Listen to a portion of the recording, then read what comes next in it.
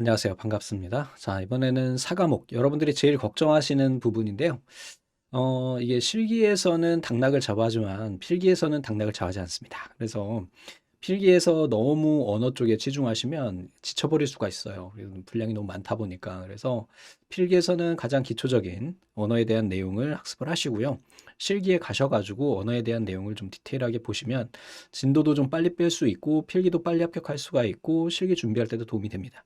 과감히 버리고 가도 크게 문제되지는 않아요. 그러니까 지금 보시면은 우리 C, 자바, 그다음에 파이썬까지가 이제 프로그래밍 언어고 운영 체제하고 네트워크 쪽에 관련된 내용이 또 반이 있어요. 그래서 실제 문제는 프로그래밍 언어라고 해서 우리가 일반적으로 느끼는 C, 자바, 파이썬 문제가 한 많아야 한 10문제 정도 되고요. 그중에 코드에 관련된 문제는 4문제에서 5문제 정도가 돼요. 실제로 시험을 보시면 그러니까 이론적인 내용들 이런 것들을 포함을 하면 실제 여러분들이 코드를 완전히 버린다라고 생각했을 때 15개까지 맞을 수가 있습니다. 어떤 내용인지 아시겠죠? 그래서 나는 프로그래밍 언어가 너무 젬병이야, 너무 어려워라고 생각하신다면 지금 이 본 교재에 나와 있는 기본적인 연산자라도 기억을 하고 실기로 넘어가시면 된다라는 걸 말씀드리는 거고 너무 부담 갖지 말라는 것을 말씀드리는 거예요. 그리고 뒤에 나오는 이제 운영체제 쪽이나 데이터 통신 쪽 같은 경우는 이거는 시험 개정 전에 별도로 운영체제와 데이터 통신이라고 하는 별도의 과목을 압축해서 여기에 챕터로 들어간 거예요. 그렇다 보니까 아주 중요한 부분들만 출제가 돼. 자주 출제되는 애들만 나와. 그러니까 그렇게 어렵지 않다. 제가 어렵지 않다라고 하는 거는 내용이 어렵지 않다가 아니라 기출 문제가 많다. 반복 출제되는 비율이 높다라는 것을 말씀드리는 겁니다. 지금 결정하셔야 돼요. 야, 내가 프로그래밍 언어를 필기부터 완전 죽어라 해가지고 뭐 한번 합격하겠다. 실기까지 한 방에 가겠다 하시면 전공생들은 그렇게 하실 수가 있겠죠. 근데 비전공인 경우에는 거의 불가능하니까 지금 결정을 좀 하시기 바랍니다. 지금 이게 교재에 나와 있는 가장 기초적인 언어에 대한 개념 정도는 파악을 하고 필기를 합격하고 어차피 필기 합격하면 실기를 2년간 볼 수 있으니까 그동안에 프로그래밍 언어를 좀 보겠다. 여러분들 실기 합격률이 20%밖에 안 되잖아요. 그러니까 5번 봐야 한 번 붙는 거야. 그러니까 2년 동안 시험을 봐야 돼요. 전공이 아니면 2년 준비해야 된다고 생각하시면 되는 거예요. 자, 그럼 한번 볼게요. 자, 우선 C에 보면 키워드가 굉장히 적죠. 왜 그러냐면 요건 그냥 이론적인 내용들인 거야. 아시겠죠? 코드를 여기다가 이게 트리를 만들기에는 너무 어려움이 있어요.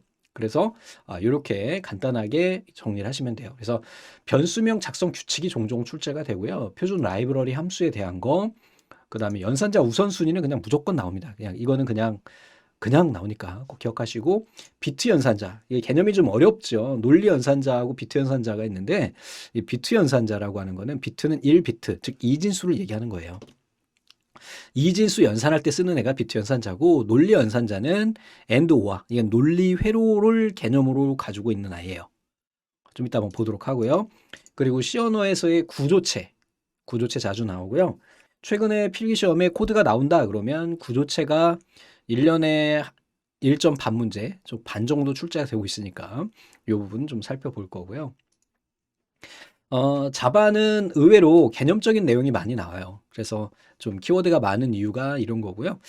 그래서 우선은 기본적으로 자료형이 있는데요. 이게 C 언어도 마찬가지로 여기에 지금 자료형이 지금 전리는 안 돼 있는데 C도 마찬가지로 이제 자료형에 대한 문제가 출제가 됩니다. 그래서 이 자료형에 대한 거 보시는데 자바가 이 정수형하고 문자형이 C보다 2배예요. 얘는 객체자형 언어다 보니까 크다라고 생각하시고 쟤네 수치 기억하고 계시면 됩니다. 그 다음에 접근 제어자예요. Public, Private, Default, Protected. 연산자 우선순위 당연히 출제되고요. 이 자바는요, 가베지 컬렉터라고 하는 기능을 가지고 있어요. 그리고 제어문에 이제 넘어가서 이쪽에 이제 if하고 사막 연산자, 그다음에 스위치 케이스 이런 아이들. 이거는 이제 자바에 붙는 아이는 아닙니다. C하고 자바 공용으로 출력 함수에는 프린트하고 프린트 ln하고 프린트 f 그리고 메인 메소스에 대한 거, 그다음에 new 새로운 객체 생성, 상속에서 오버라이딩 할 때 사용하는 명령어 요거 출제된 적이 있고요. 이제 스크립트 언어에 가서 이제 파이썬을 보게 되는데 파이썬도 개념적인 문제가 좀 많이 나오고요. 얘는 어렵지 않아요. 그래서 파이썬 정도는 필기에서 어느 정도 좀 학습하고 가셔도 크게 어려움이 없습니다.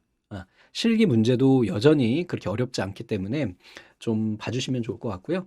그래서 기본 개요에 대한 거 문자열 함수나 조건문 약간 달라요. 명령문이. 스크래피라고 하는 프레임워크, 그다음에 리스트하고 딕셔너리 두 가지가 이제 주로 이제 코드에서 출제가 되고 있어요. 그래서 이거는 그냥 간단하게만 본서에서는 좀 소개가 되어 있습니다. 자, 그리고 이제 운영체제 쪽에 넘어가서 운영체제 구성이에요. 제어 프로그램과 처리 프로그램으로 구성이 되고 얘는 감작대, 서문원 이렇게 되겠고 프로세스에 대한 내용들 상태 전이에요. 준비, 실행, 대기. 스레드는 무엇인지, 그 다음에 프로세스 스케줄링 기법에서 비선저명과 선저명, 이거 아주 자주 출제되는 아이들이고요. 유닉스에서 커널이라고 하는 핵심적인 기능을 하는 제어 역할을 하는 애와 쉘이라고 하는 애, 이렇게 구분해 주시고, 자, 운영체제에서 어떤 문제가 발생했을 경우에 데드락이라고 하죠. 보통 여러분 윈도우즈 사용하다가 블루 스크린 뜨는 경우, 뭐 스마트폰 같은 경우는 거의 다운되는 일이 없잖아요. 그러니까 잘 모르시는데 만약에 다운됐다 그러면 그게 바로 교착 상태다. 이렇게 봐주시면 되겠고요. 얘네를 해결하는 방법에 또 네 가지가 있는데 그 중에서 자주 출제되는 것이 바로 이 회피에 대한 내용이에요. 얘는 이제 은행과 알고리즘을 사용한다. 이렇게 해서 개념적인 내용들을 좀 기억하고 계시면 될 것 같고요. 자, 운영체제의 확장 버전인데 이제 기억장치예요. 그래서 기억장치 관리의 배치 전략, 그 다음에 교체 전략, 그 가상기억 장치에서 페이징 기법과 세그멘테이션 기법, 그리고 페이징 기법에서 구역성, 슬래싱, 페이지 부재, 워킹셋까지 기억하시면 되겠고, 디스크 스케줄링 기법에 대한 것도 이렇게 출제가 되고 있다는 거. 그다음에 이제 데이터 통신 쪽으로 한번 넘어가 보면은 기본적으로 네트워크 구성 가장 기초적인 거고 어렵지 않게 나오는 거고 장비에 대한 거 간혹 출제가 되고요. 그 다음에 전송 제어 방식이에요. 그래서 ARQ 방식, 그 다음에 IP 주소에 대한 거 종종 출제가 되고 있고요. 그리고 IEEE802 프로토콜에 대해서 각각의 넘버에 따른 것들 이렇게 좀 기억하고 계시면 되겠고요. 그 다음에 이제 네트워크에서 좀 확장판 버전으로 OSI 7레이어가 있어요. 그래서 네트워크 연결할 때 어떤 절차를 쓰느냐에 대한 것이고 여기에는 이제 물대네트 셰퍼응 총 7개의 계층이 있고 각 계층별로 이렇게 특징적인 프로토콜들이 있어요. 자주 출제됩니다. 이거 여기 기억하시고요. 그 다음에 이제 TCP/IP라고 하는 거는 인터넷 기본 프로토콜이에요. 그래서 TCP는 전송할 때 쓰고 IP는 주소니까 경로 주고 그 다음에 이 TCP/IP도 계층이 있어요. 이렇게 OSI 7레이어처럼. 그래서 얘는 링크, 인터넷, 전송, 응용 계층으로 구분이 되고요. 그리고 각 계층별 프로토콜이 있어요. 요건 뭐 이 OSI하고 이제 매칭이 되는 아이입니다. 그래서 요런 아이들을 이제 하나씩 한번 살펴보면서 이야기를 한번 해보도록 하겠습니다. 자, 우선 시어너부터 볼게요. 자, 시어너라고 하는 거는 1972년도에 미국 벨 연구소에서 우리가 개발이 됐다. 데니스 리치에 의해서 개발이 됐다. 얘는 컴파일러 방식이에요. 언어 번역 방식에는 크게 세 가지가 있어요. 여기 나오는 컴파일러 방식이 있고요. 인터프리터 방식이 있고요. 그 다음에 이제 어셈블러 방식이 있어요. 그래서 이런 세 가지 방법 중에 얘는 컴파일러 방식이다라는 거. 얘는 가장 핵심적인 거는 유닉스를 개발할 때 C를 이용을 했어요. 벨에서 개발한 거거든요. 그래서 이 운영체제 내에 그냥 내장이 돼 있습니다. 리눅스에도 그냥 C가 내장이 돼 있죠. 프롬프트 창에서 코딩이 가능하니까 파이썬도 따로 설치하면 그런 형태로 할 수가 있겠죠. 자, C 언어의 기본 구조는 메인 함수를 반드시 포함해야 돼요. 그 메인이니까 주 함수를 포함을 하고요. 실행이 시작이 된다. 영문, 대소문자 엄격하게 구분해요. 문장 끝마칠 때 꼭 세미콜론 넣어줘야 되고요. 여러 개의 문장을 묶어서 하나의 블록으로 할 때는 이렇게 중괄호를 이용을 하고요. 주성문은 이렇게 슬러시하고 에스터리스크 쓰고 랄라블라 랄라블라 이건 이거야 라고 하고 주석이 끝났어 라고 표현하는 거죠. 자, 기본 자료형이에요. 정수형이라고 하는 거는 소수점이 없는 값이 되는 거고요. 실수형은 소수점이 있는 값이고요. 문자는 말 그대로 문자예요. 정수형 같은 경우는 int, 그 다음에 long 두 가지로 구분이 되고 얘 같은 경우 int 같은 경우는 2바이트 보통 쓰고요. long은 좀 더 긴 8바이트를 씁니다. 1바이트는 8비트예요. 8비트는 총 이진수 8자리를 표현할 수 있어요. 뭐 거기까지는 얘기 안 드리고요. 자, 실수형은 float, 그 다음에 더블 두 가지가 있고요. 얘는 4바이트, 8바이트 이렇게 돼요. 그리고 문자형은 1바이트. 한 글자 표현할 때 1바이트예요. 단위 자체가. 그래서 요 수치를 좀 기억하고 계셔야 됩니다. 정수형은 int, long, float, double 이 순서로 2, 4, 4, 8 이렇게 된다라는 거. 아시겠죠? 이 순서 기억하십시오. 2, 4, 4, 8이에요. 자, 그리고 C에서 사용하는 기억 클래스가 있는데요. 이 클래스에는 자동 변수, 그 다음에 레지스터 변수, 정적 변수, 외부 변수 이런 애들이 있다. 그리고 입출력 함수 뒤에서 다시 한번 보겠지만 scanf라고 하는 거는 스캔 읽어드리는 거죠. 그래서 입력 함수고요. 프린트 출력하는 거고요. 그 다음에 get 캐릭터 얘는 문자를 입력하는 거예요. 되셨죠? 더 계속해서 갑니다. put 캐릭터 문자열 출력하는 거고요. 여기 뒤에 스트링이 붙죠. s가 붙으면 얘는 문자 열이에요. 그러니까 문자는 한 글자 가 이런 거고 문자 열은요 가, 이, 리 뭐 이런 문장을 우리가 이야기한다라고 봐주시면 됩니다. 자, 형식 변환 문자 여기에 연도가 적혀 있지 않지만 얘는 그냥 코드에 기본적으로 나오는 애예요. 그냥 네? 그냥 출제된다 이렇게 보시면 됩니다. 이 위에 있는 얘네들도 다 마찬가지예요. 여기에 뭐 연도가 표시가 되어 있지 않더라도 여러분들 이건 그냥 출제되는 거예요. 코드 문제가 나오면 얘네가 세트로 나오기 때문에 얘네를 분류해 가지고 따로 이렇게 연도를 적기가 좀 어려웠어요. 그래서 표시가 안 됐을 뿐입니다. 그래서 가장 기초적인 거니까 여러분들 아셔야 돼요. 자, %d 하면 얘는 데시멀이에요. 10진이라는 의미잖아요. 이 5는 옥텟이에요. 자, 이 2는 옥텟이에요. 옥텟. 8이라는 의미죠. 얘는 헥사 16이라는 의미죠. 얘는 실수니까 플로트예요. 얘는 익스포넌트 지수라는 의미죠. 그 다음에 얘는 캐릭터, 얘는 스트링, 스트링 이런 의미예요. 그래서 약자기 때문에 굳이 얘네를 외우려고 하지 않으셔도 여러분들 쉽게 보실 수가 있을 것 같고요. 자, 이스케이프 시퀀스는 탈출한다는 거잖아요. 그래서 이것도 출제가 됩니다. 별거 아닌데. 그럼 별거 아닌데 그냥 뭐야 이거 뉴 라인, R은 캐리지 리턴, 탭 다 약자야. 백스페이스, 폼피드, 그 다음에 눌 캐릭터, 얘는 싱글 쿼트, 콧다운표, 얘는 쌍따옴표, 얘는 역슬러시, 얘는 경고 이렇게 되는 겁니다. 자, 이론적인 내용이에요. C 언어 변수명 작성 규칙 자주 출제되고 있죠. 영문 대문자, 그리고 소문자, 숫자, 얘는 언더바를 혼용해서 사용할 수 있어요. 영문자는 대소문자를 구분해요. 첫 글자는 숫자로 할 수 없고요. 영문자나 언더바로 시작해요. 공백을 사용할 수 없어요. 그리고 C에서 사용하는 기본 명령어들이죠. 예약어라고 하는 얘네들은 사용할 수 없겠죠. 왜? 아니, 혼용되잖아. 변수 이름하고 명령어하고 같이 쓰면 안 되잖아요. 당연한 거 아닙니까? 네, 이렇게 되는 거죠. 자, 문제를 하나 살짝 볼까요? C 언어에서 변수 선언으로 틀린 것은 그랬어요. 여기 보니까 int else가 답으로 돼 있죠. 왜? else 여기 있잖아. 아닐 때. if문에 이게 붙는 거잖아요. 자, 어떤 조건이 아닐 때라고 하는 예약어기 때문에 쓸 수 없다라는 겁니다. 자, 표준 라이브러리 함수예요. 이 라이브러리는 도서관이라는 의미죠. 도서관이라고 하는 의미는 뭐냐면 C 언어는 그냥 가벼운 하나의 언어예요. 그지? 근데 여기에 내가 어떤 프로그램을 만들 거야. 입출력 관련된 프로그램을 만들 거야. 라면 여기에 입력하는 아까 봤던 스캔이라고 하는 scanf라고 하는 함수와 프린트하는 함수 이것들 있죠. 그럼 사실은 이 scanf하고 printf 함수를 우리가 사실은 구축을 해야 돼요. 맞습니까? 그러나 이 라이브러리 함수에서 C에서는요, 기본적으로 스탠다드 IO라고 하는 이 라이브러리를 읽어드림으로 인해서 매번 선언해야 되는 명령어들을 줄일 수가 있는 거예요. 아시겠죠? 도서관이라는 의미지. 그래서 앞에서 우리가 봤던 요런 여기에 있는 기본 입출력 함수를 사용하려면 바로 스탠다드 IO H 라이브러리 파일을 가지고 와야 되는 거예요. 그래서 C 코드 보시면 항상 스탠다드 IO가 있죠. 기본적으로 가지고 와야 되는 거야. 외부에 별도로 존재하는 아이인 겁니다. 그래서 얘를 가져다 쓰는 거죠. 그래서 도서관에서 책을 빌려다가 내가 논문을 쓰는데 쓰겠다라고 하는 거죠. 그 다음에 이제 스탠다드 라이브러리가 있어요. 스탠다드 라이브러리. 얘는 표준 유틸리티 함수를 모아놨고 얘는 입출력 함수를 모아놓은 겁니다. 이렇게. 자, 그 다음에 스트링 H라고 하는 얘도 라이브러리 함수예요. 얘는 스트링이니까 문자열 라이브러리가 되겠죠. 그래서 얘는 스트링 len 이에요. 얘는 뭘까? 길이. 스트링 컴페어예요. 얘는 뭐야? 비교. 스트링 카피, 복사. 스트링 캣, 얘는 붙이기. 그 다음에 스트링 캐릭터, 얘는 문자를 검색하고. 스트링 r 캐릭터, 얘는 뒤부터예요. 뒤부터. 됐죠? 리버스 이렇게 되는 거야. 스트링의 스트링이에요. 얘는 문자열 안에서 문자열로 검색. 스트랑 턱, 얘는 문자를 기준으로 문자열을 자를 때 써요. 자를 때. 이렇게 다 약자라는 거. 스탠다드 IO에서는 보시면은 입출력 관련된 거 우리 앞에서 봤잖아요. 그래서 printf, printf, printf, printf, scanf, scanf. 기본적으로 내가 출력할 문자열 주고요.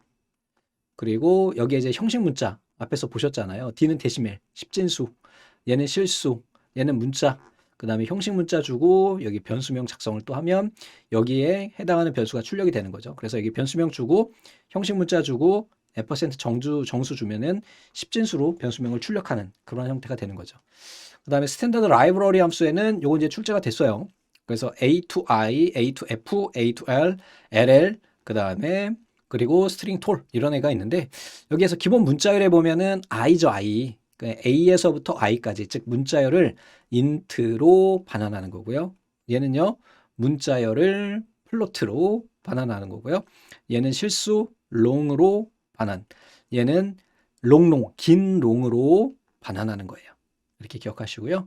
그 다음에 C타입 H, 여기에서는 어퍼, 얘는 대문자로 바꾸는 거고요. 로어는 소문자로 바꾸는 거예요. 됐죠? 자, 여기 보시면 시험 문제 하나만 볼게요. C 언어에서 문자열 처리 함수의 서식과 그 기능이 틀린 것은 그랬어요. 여기 보시면 스트링 컴페어잖아요. 연결하는 게 아니라 뭐야? 비교예요, 비교. 아시겠죠? 이렇게 돼 있다. 저런 것도 나오니까 여러분들 너무 걱정하지 마세요. 자, 다음에 C 언어의 연산자예요. 얘는 그냥 출제되는 거예요. 그냥. 그래서 우선 단학 연산자예요. 하나씩 또 세밀하게 볼 거기 때문에 그냥 간단히만 볼게요. 단학 연산자. 이거는 더하기 빼기가 아니고요. 이거는 양수 음수를 의미해요. 됐죠? 산술 연산자는 곱하기, 나누기, 나머지, 더하기 빼기. 됐죠? 쉬프트 연산자, 관계 연산자는 비교, 크기 비교. 그리고 이제 시험 문제에 출제되는 아이예요. 비트 연산자하고 논리 연산자인데 비트 연산자는 뭐라 그랬어요? 비트 단위로 처리한다. 즉 이진수로 변환해서 처리하는 거예요. 요 앰퍼센트가 AND예요. 얘는 바라고 이야기를 하고요. 얘는 오아예요. 얘는 익스클루시브 오아예요. 자, 그리고 에뎃, 그 다음에 바바. 얘네 같은 경우는 논리 연산자예요. 얘는 논리 연산자. 조건 연산자, 사막 연산자고요. 할당 연산자는 좀 이따 한번 볼게요. 이거는. 그래서 뭐 예를 들면 A는 10 이러면 A는 10이다. 콤마 연산자 이런 애들이 있다라는 거. 연산자 표현은 꼭 아셔야 되겠죠. 우리가 영어를 공부할 때 A, B, C, D를 모르면 안 되잖아요. 단학 연산자에는 우선은 얘는 부정이에요. 부정. 그리고 얘는 1의 보수, 얘는 일식 증가, 일식 감소. 앰퍼센트는 변수의 주소, 에스터리스크는 내용. 이거는 이제 포인터 변수에서 사용이 될 거고, 사이즈 오브는 얘 같은 경우는 저장 장소의 크기를 바이트 단위로 표현할 때 쓰고, 산술 연산자는 여러분들 아시죠? 연산자 우선순위에 따라서 만약에 3 더하기 5 곱하기 6이 있으면 뭐부터 해요? 얘부터 하잖아. 그죠? 그리고 얘는 나머지 구하는 거예요. 퍼센트. 관계 연산자 말씀 안 드려도 잘 아실 것 같고요. 시프트 연산자는 왼쪽 오른쪽으로 가게 되는데요. 왼쪽으로 하면 곱하기 2씩 늘어나고요. 오른쪽으로 하게 되면 나누기 2씩 줄어들어요. 자, 비트 연산자 같은 경우는 얘는 AND, 얘는 논리합, 베타적 논리합이에요. 이 문제 시험 문제 출제된 아이예요. 기출 문제입니다. 얘를 하나 보는 거예요. 자, 얘네 두 개는 볼 필요가 없어요. include 해가지고 라이브러리 함수 가져왔어요. int 메인 함수 선언했어요. 첫 번째 A가 4고요. A는 4예요. 그 B는 7이에요. 얘네를 뭐야 비트 연산자로 이게 뭐야 지금 5와 바잖아요. 바를 해줬다. 그때의 그 C, 이 결과한 C를 출력하는데 그때 십진수로 출력해라. 그런 의미가 되겠죠. 이렇게 비트 연산자일 때는 얘네를 이진수로 변환을 합니다. 자, 이진수로 변환을 하면 비트 연산자일 때만이에요. 다 그런 게 아니야. 그래서 얘 4로 바꾸면 이렇게 되겠죠. 7로 바꾸면 이렇게 되겠죠. 얘네를 5와 또는이에요. 또는일 때는 둘 중에 하나만 1이면 1이야. 둘 중에 하나만 1이면 1이야. 둘 중에 하나만 1이면 1이야. 아닐 땐 0이고. 그러면 0, 1, 1, 1 이렇게 해서 1, 2, 4 더하면 얼마야? 이거 7이죠. 변환하는 건 다 아시죠? 그 다음에 얘네를 십진수로 변환을 해가지고 7을 출력한다라는 거. 이진수, 십진수 변환하는 거는 설명 안 드립니다. 자, 논리연산자가 있어요. 논리연산자는 얘는 논리부정, 논리곱, 그 다음에 얘는 논리합 이렇게 되겠죠. 그 다음에 조건연산자예요. 조건연산자, 요거는 할당. 요 녀석은 어떻게 표현하는 거냐면 A-B 한 것을 A에다 넣는다라고 하는 의미예요. 얘는요. A 플러스 B 한 것을 A에다 넣는다라는 거 압축한 표현이에요. 다른 거랑 좀 언어가 좀 다르죠. 압축 표현이 있어요. 나머지도 다 같아요. 아시겠죠? 그래서 여러분들이 굉장히 코드에서 많이 보시게 될 텐데 대문자 쓰면 안 되지. A는 A 플러스 B를 어떻게 표현할 수 있다? A 플러스는 B 이렇게 할 수 있다. 그래서 A 플러스 B는 A다 이렇게 표현할 수 있다라는 거. 콤마 나열 연산자는 패스. 자, 라이브러리가 있어요. 라이브러리라고 하는 건 도서관이라고 그랬죠. 그래서 필요할 때 찾아다 쓸 수 있는 모듈화된 프로그램을 의미한다. 라이브러리 쓰면 어때요? 코드 재사용하기 쉽죠. 앞에서 말씀드린 것처럼 스탠다드 IO가 있는데 이 IOH가 있잖아요. 이거를 만약에 제공을 안 하면 내가 제 입출력에 관련된 모든 함수를 다 선언을 하고 작업을 해야 되니까 너무 힘들잖아요. 됐죠? 코드의 내용을 숨겨 기술 유출을 방지할 수 있고 이미 구현되어 있는 기능들을 가져다 쓸 수가 있어서 당연히 개발 시간이 줄어들겠죠. 컴파일 시간도 줄 수가 있고요. 자, 라이브러리를 사용하기 위해서는 인크루드문을 이용을 해서 가지고 온다. 라이브러리 종류에는 뭐 정적 라이브러리와 동적 라이브러리가 있다.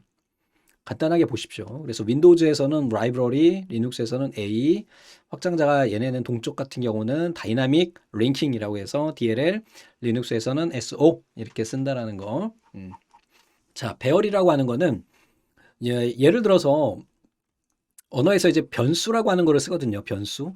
변수는 이 안에 그릇이 있는 거예요. 빈 그릇. 여기에다가 이것도 넣을 수 있고 이것도 넣을 수 있고 한 그런 값을 넣을 수 있는 공간을 변수라고 이야기를 합니다. 근데 이 변수를 예를 들어서 학생 성적이라고 하는 변수를 하나 선언을 해요. 그러면 여기에는 어때요? 만약에 뭐 학생이 50명이다. 그럼 변수를 50개 선언해야 되잖아. 맞습니까? 성적 1, 성적 2, 성적 3, 4, 5 해가지고 50개를 선언해야 되는데 그러면 얘네들 변수가 50개가 되면 내가 프로그래밍 하는데 얘네 다 외우는데 너무 불편하잖아. 그래서 어떻게 하느냐. 비슷한 성격을 가진 애들을 묶어가지고 변수 하나에 넣는 거예요. 그래서 성적 이렇게 넣고 50개짜리 칸을 만들어요. 쭉 이렇게 해서 50개짜리를 넣어서 1번에 대한 성적 여기다 넣고 2번에 대한 거 여기다 넣고 3번에 대한 걸 넣고 그럼 성적이라고 하는 애의 변수 하나만 알아도 우리가 50명에 대한 성적을 컨트롤할 수 있겠죠. 이게 배열이에요. 여기서 중요한 거는 첫 번째 있는 얘의 주소값이 0이다. 보통 우리 인덱스라고 이야기하는데 0부터 시작한다. 그래서 이 학교의 1번 학생 성적이 여기에 들어있다. 뭐 60점이라고 하는 성적이 들어있다. 그러면 얘를 가지고 오려면 어떻게 하면 돼요? 성적 0 이렇게 줘버리면 성적 배열에 들어있는 0번 주소를 점수를 가져올 수 있는 거죠. 그죠? 이게 바로 이제 배열입니다. 자, 배열을 선언할 때는 배열 초기화할 때 보세요. 자, A라고 하는 변수를 선언을 했는데 3이라고 써 있어요. 즉 배열의 크기가 3개야. 그래서 거기에다 각각 1, 2, 3이라고 넣는 거죠. 세 칸에다가 1, 2, 3을 입력한 거죠. 그 다음에 B에 하고 이렇게 배열 크기를 선언하지 않아도 돼. 그러면 그냥 이렇게 3개 들어가면 3개, 10개 들어가면 10개 들어가는 거야. 다음에 이번에는 문자열 같은 경우도 이렇게 5개짜리를 만들고 2개만 넣어도 되는 거죠. 아시겠죠? 자, 1차원 배열은 지금까지 우리가 봤던 아이예요. 문자열 상수를 1차원 문자열 배열과 문자 배열을 통해서 메모리에 저장하여 참조하고 문자열 배열은 문자 배열보다 1바이트 널 문자를 포함하고 있다. 문자 상수의 경우 1바이트의 문자형 자료용으로 문자형 변수에 저장되기 때문에 이때 문자형 상수는 ASCII 코드로 표현한다. 이게 시험 문제 출제가 됐거든요. 좀 짜증나긴 하는데 이 ASCII 코드 배치표라고 해서 여러분들 구글링 하시면 쭉 나옵니다. 그래서 이 ASCII 코드 배치표가 A가 65번이에요. 소문자 A가 97번이에요. 이것만 기억하시면 됩니다. 이게 시험 문제 나왔어. 자, 다음에 이렇게 이제 배열에 대한 예제 코드가 있어요. include 해줬고요. 메인 함수 선언해줬고요. int i 그리고 캐릭터 문자열 변수 ch에다가 4개의 배열을 만들고요. 여기에다가 hrtk예요. 얘는 문자 배열이에요. 그냥 문자 배열. 이 string 이렇게 주게 되면 문자열 배열이 선언이 되는 거예요. 그래서 얘네가 hrtk가 나눠서 들어가겠죠. 자, for i는 0부터 시작해가지고 이 표현 기억하세요. 이거 i는 기본입니다. 0부터 시작해서 4가 되기 전까지, 즉 3까지죠. 3까지 i를 하나씩 증가한다. 즉 0, 1, 2, 3까지 반복한다. 왜 0부터라 그랬어요? 첫 번째 배열에 있는 얘의 인덱스, 배열 인덱스라고 하는 건 배열의 주소를 의미해요. 0부터 시작하기 때문이에요. 자, 프린트 하고요. 얘를 문자형으로 chi를 출력해라. 여기에 있는 i를 출력해라. 그럼 뭐가 나올까? 얘가 지금 0, 1, 2, 3번 주소잖아. 그럼 h, r, d, k 출력되겠네요. 자, 프린트 n 줄 하나 바꾸고요. 프린트 이번엔 스트링 하는데 또 n 들어가면 줄 바꿈이에요. 그리고 이제 출력하고 하라는 거죠. 뭐 스트링 주면은 얘도 마찬가지로 hrtk가 h, RTK가 출력이 되겠죠. 그래서 대소문자 같이 출력된다. 이렇게. 자, 2차원 배열 같은 경우는 지금까지는 우리가 이제 한 줄이었어요. 근데 얘를 두 줄 또는 세 줄로 이렇게 해가지고 표 형태로 얘네 데이터를 컨트롤할 수 있는 것을 2차원 배열이라고 이야기합니다. 선언 방법은 여기 보시면 int s는 3 곱하기 2예요. 3행 2열이 됩니다. 그래서 3행 2열짜리가 선언이 되고요. 여기에 어떻게 들어가는 거예요? 여기에 첫 번째 10, 20, 그 다음에 30, 40, 50, 60 이렇게 입력이 된다. 포 i는 0부터 i가 3 미만이니까 0에서부터 2까지 반복을 하는 거예요. 서브 토탈이라고 하는 변수 선언 초기화해 주고요. 그 다음에 포 j예요. 이번엔 j는 0부터 얘는 뭐야 2 미만이니까 1까지네요. 1까지 반복을 하고 서브 토탈한다. ij를 같이 한다. 그러니까 행렬을 계속해서 합한다는 얘기네. 그러니까 그리고 얘네를 총점을 계산한다. 그리고 밑에 내려가 보면은 10진수로 출력하고 줄 바꾸고 그 다음에 i를 하나 증가시키고 걔네 합계를 내주면 돼요. 그래서 결과는 몇 번 학번이라고 했잖아요. 그래서 D에 해당하는 이 i에 대한 요 변수의 값이 바로 여기에 들어가게 되는 거죠. 그래서 1번 학생의 총점은 요거 두 개 더한 값이잖아. ij니까 30. 2번 학생은 3, 4, 7. 3번 학생은 요거 두 개 더하는 거니까 이렇게 110 이렇게 나오게 된다. 자, 구조체예요. 구조체는 서로 연관된 데이터들을 모아서 구조화한 거예요. 그래서 서로 다른 자료형의 값을 메모리 공간에 순서적으로 하나의 단위로 참조할 수 있도록 넣은 거야. 앞에서 배웠던 배열은 동일한 형태의 데이터를 모아놓은 거죠. 그러니까 구조체 같은 경우는 그렇지 않아도 된다. 됐지? 자, 구조체는 스트럭이라고 하는 예약어를 이용해서 선언한다. 구조체 선언하고요. 변수 선언하고 멤버의 참조순으로 선언한다. 그래서 스트럭 이렇게 들어가면 얘는 구조체인 거예요. 그래서 데이터형, 그 다음에 멤버명, 데이터형, 멤버명 이런 식으로 선언이 된다. 자, 이어서 구조체 변수 선언에서는 구조체 앞에다가 스트럭을 붙여주고요. 구조체 이름, 그 다음에 변수명 이렇게 작성을 하면 됩니다. 자, 멤버 참조할 경우에는 구조체 변수명하고 닫히고 멤버를 적용하면 돼요. 그러니까 예를 들어서 내가 만약에 책이라고 하는 변수를 하나 구조체를 선언을 하게 되면 이 책에는 뭐 어떤 게 있을까요? 뭐 제목도 있을 수 있고 뭐 저자도 있을 수 있고 또는 뭐 가격 또는 페이지 뭐 이런 값들이 있을 수 있잖아요. 그러면은 이 북이라고 하나의 구조체에 문자형이든 숫자형이든 이런 값을 같이 가져갈 수 있다는 얘기예요. 아시겠죠? 그래서 여기에서의 이 구조체의 멤버가 결국은 제목, 그 다음에 이게 뭐로 쓴 거냐? 저자 또는 가격, 페이지 수, 뭐 이런 것들을 멤버라고 이야기를 하는 겁니다. 그래서 멤버 참조할 때는 다수로 구분하는 거예요. 그러니까 내가 북이라고 하는 구조체가 있으면 여기에서 내가 제목을 가져오겠다 그러면 제목 이렇게 주면 된다고. 아시겠죠? 다음에 이어서 자바로 넘어갑니다. 자, 자바라고 하는 건 객체지향형 언어죠. 우리 1, 2 과목에서 객체지향형에 대한 내용을 다 살펴봤어요. 그래서 굳이 객체지향에 대해서 여기서 언급은 하지 않겠습니다. 자, 자바에서는요, 클래스를 선언을 하고 그 클래스를 가지고 우리가 뭔가를 작업을 하게 돼요. 그 뭔가 작업하게 되는 그런 행위가 되는 아이들을 우리 메소스라고 이야기를 합니다. 앞에서 우리 C에서는 함수라고 했지만 객체화 지향형에서는 얘네를 메소스라고 메소스라고 이야기를 합니다. 됐죠? 자, 클래스 선언할 때는 접근 지정자를 줘요. 좀 이따 이제 볼 거고 그 다음에 클래스 이렇게 주고 클래스 이름을 주면 돼요. 그리고 각각 필드, 메소스, 생성자를 작성을 합니다. 자, 메인 메소스는 가장 먼저 실행하게 되는 그런 메소스가 되는 거예요. 아셨죠? 요거 기억하시기 바랍니다. 자, public static void main string argument 이렇게 가는 거고 이게 public이 이제 접근 제어자가 되는 거고 static은 얘네를 뭐 정적인 메소스를 선언을 하는 거죠. 반환값은 없고 메인 변수의 값들 가지고 온다라는 의미가 되겠고요. 자, 그래서 실제 코드를 보면 별거는 아니고요. 이렇게 지금 보시면 여기에 있는 상위에서는 클래스를 선언을 했고요. 요 하위에 실제 메인 메소스가 있어요.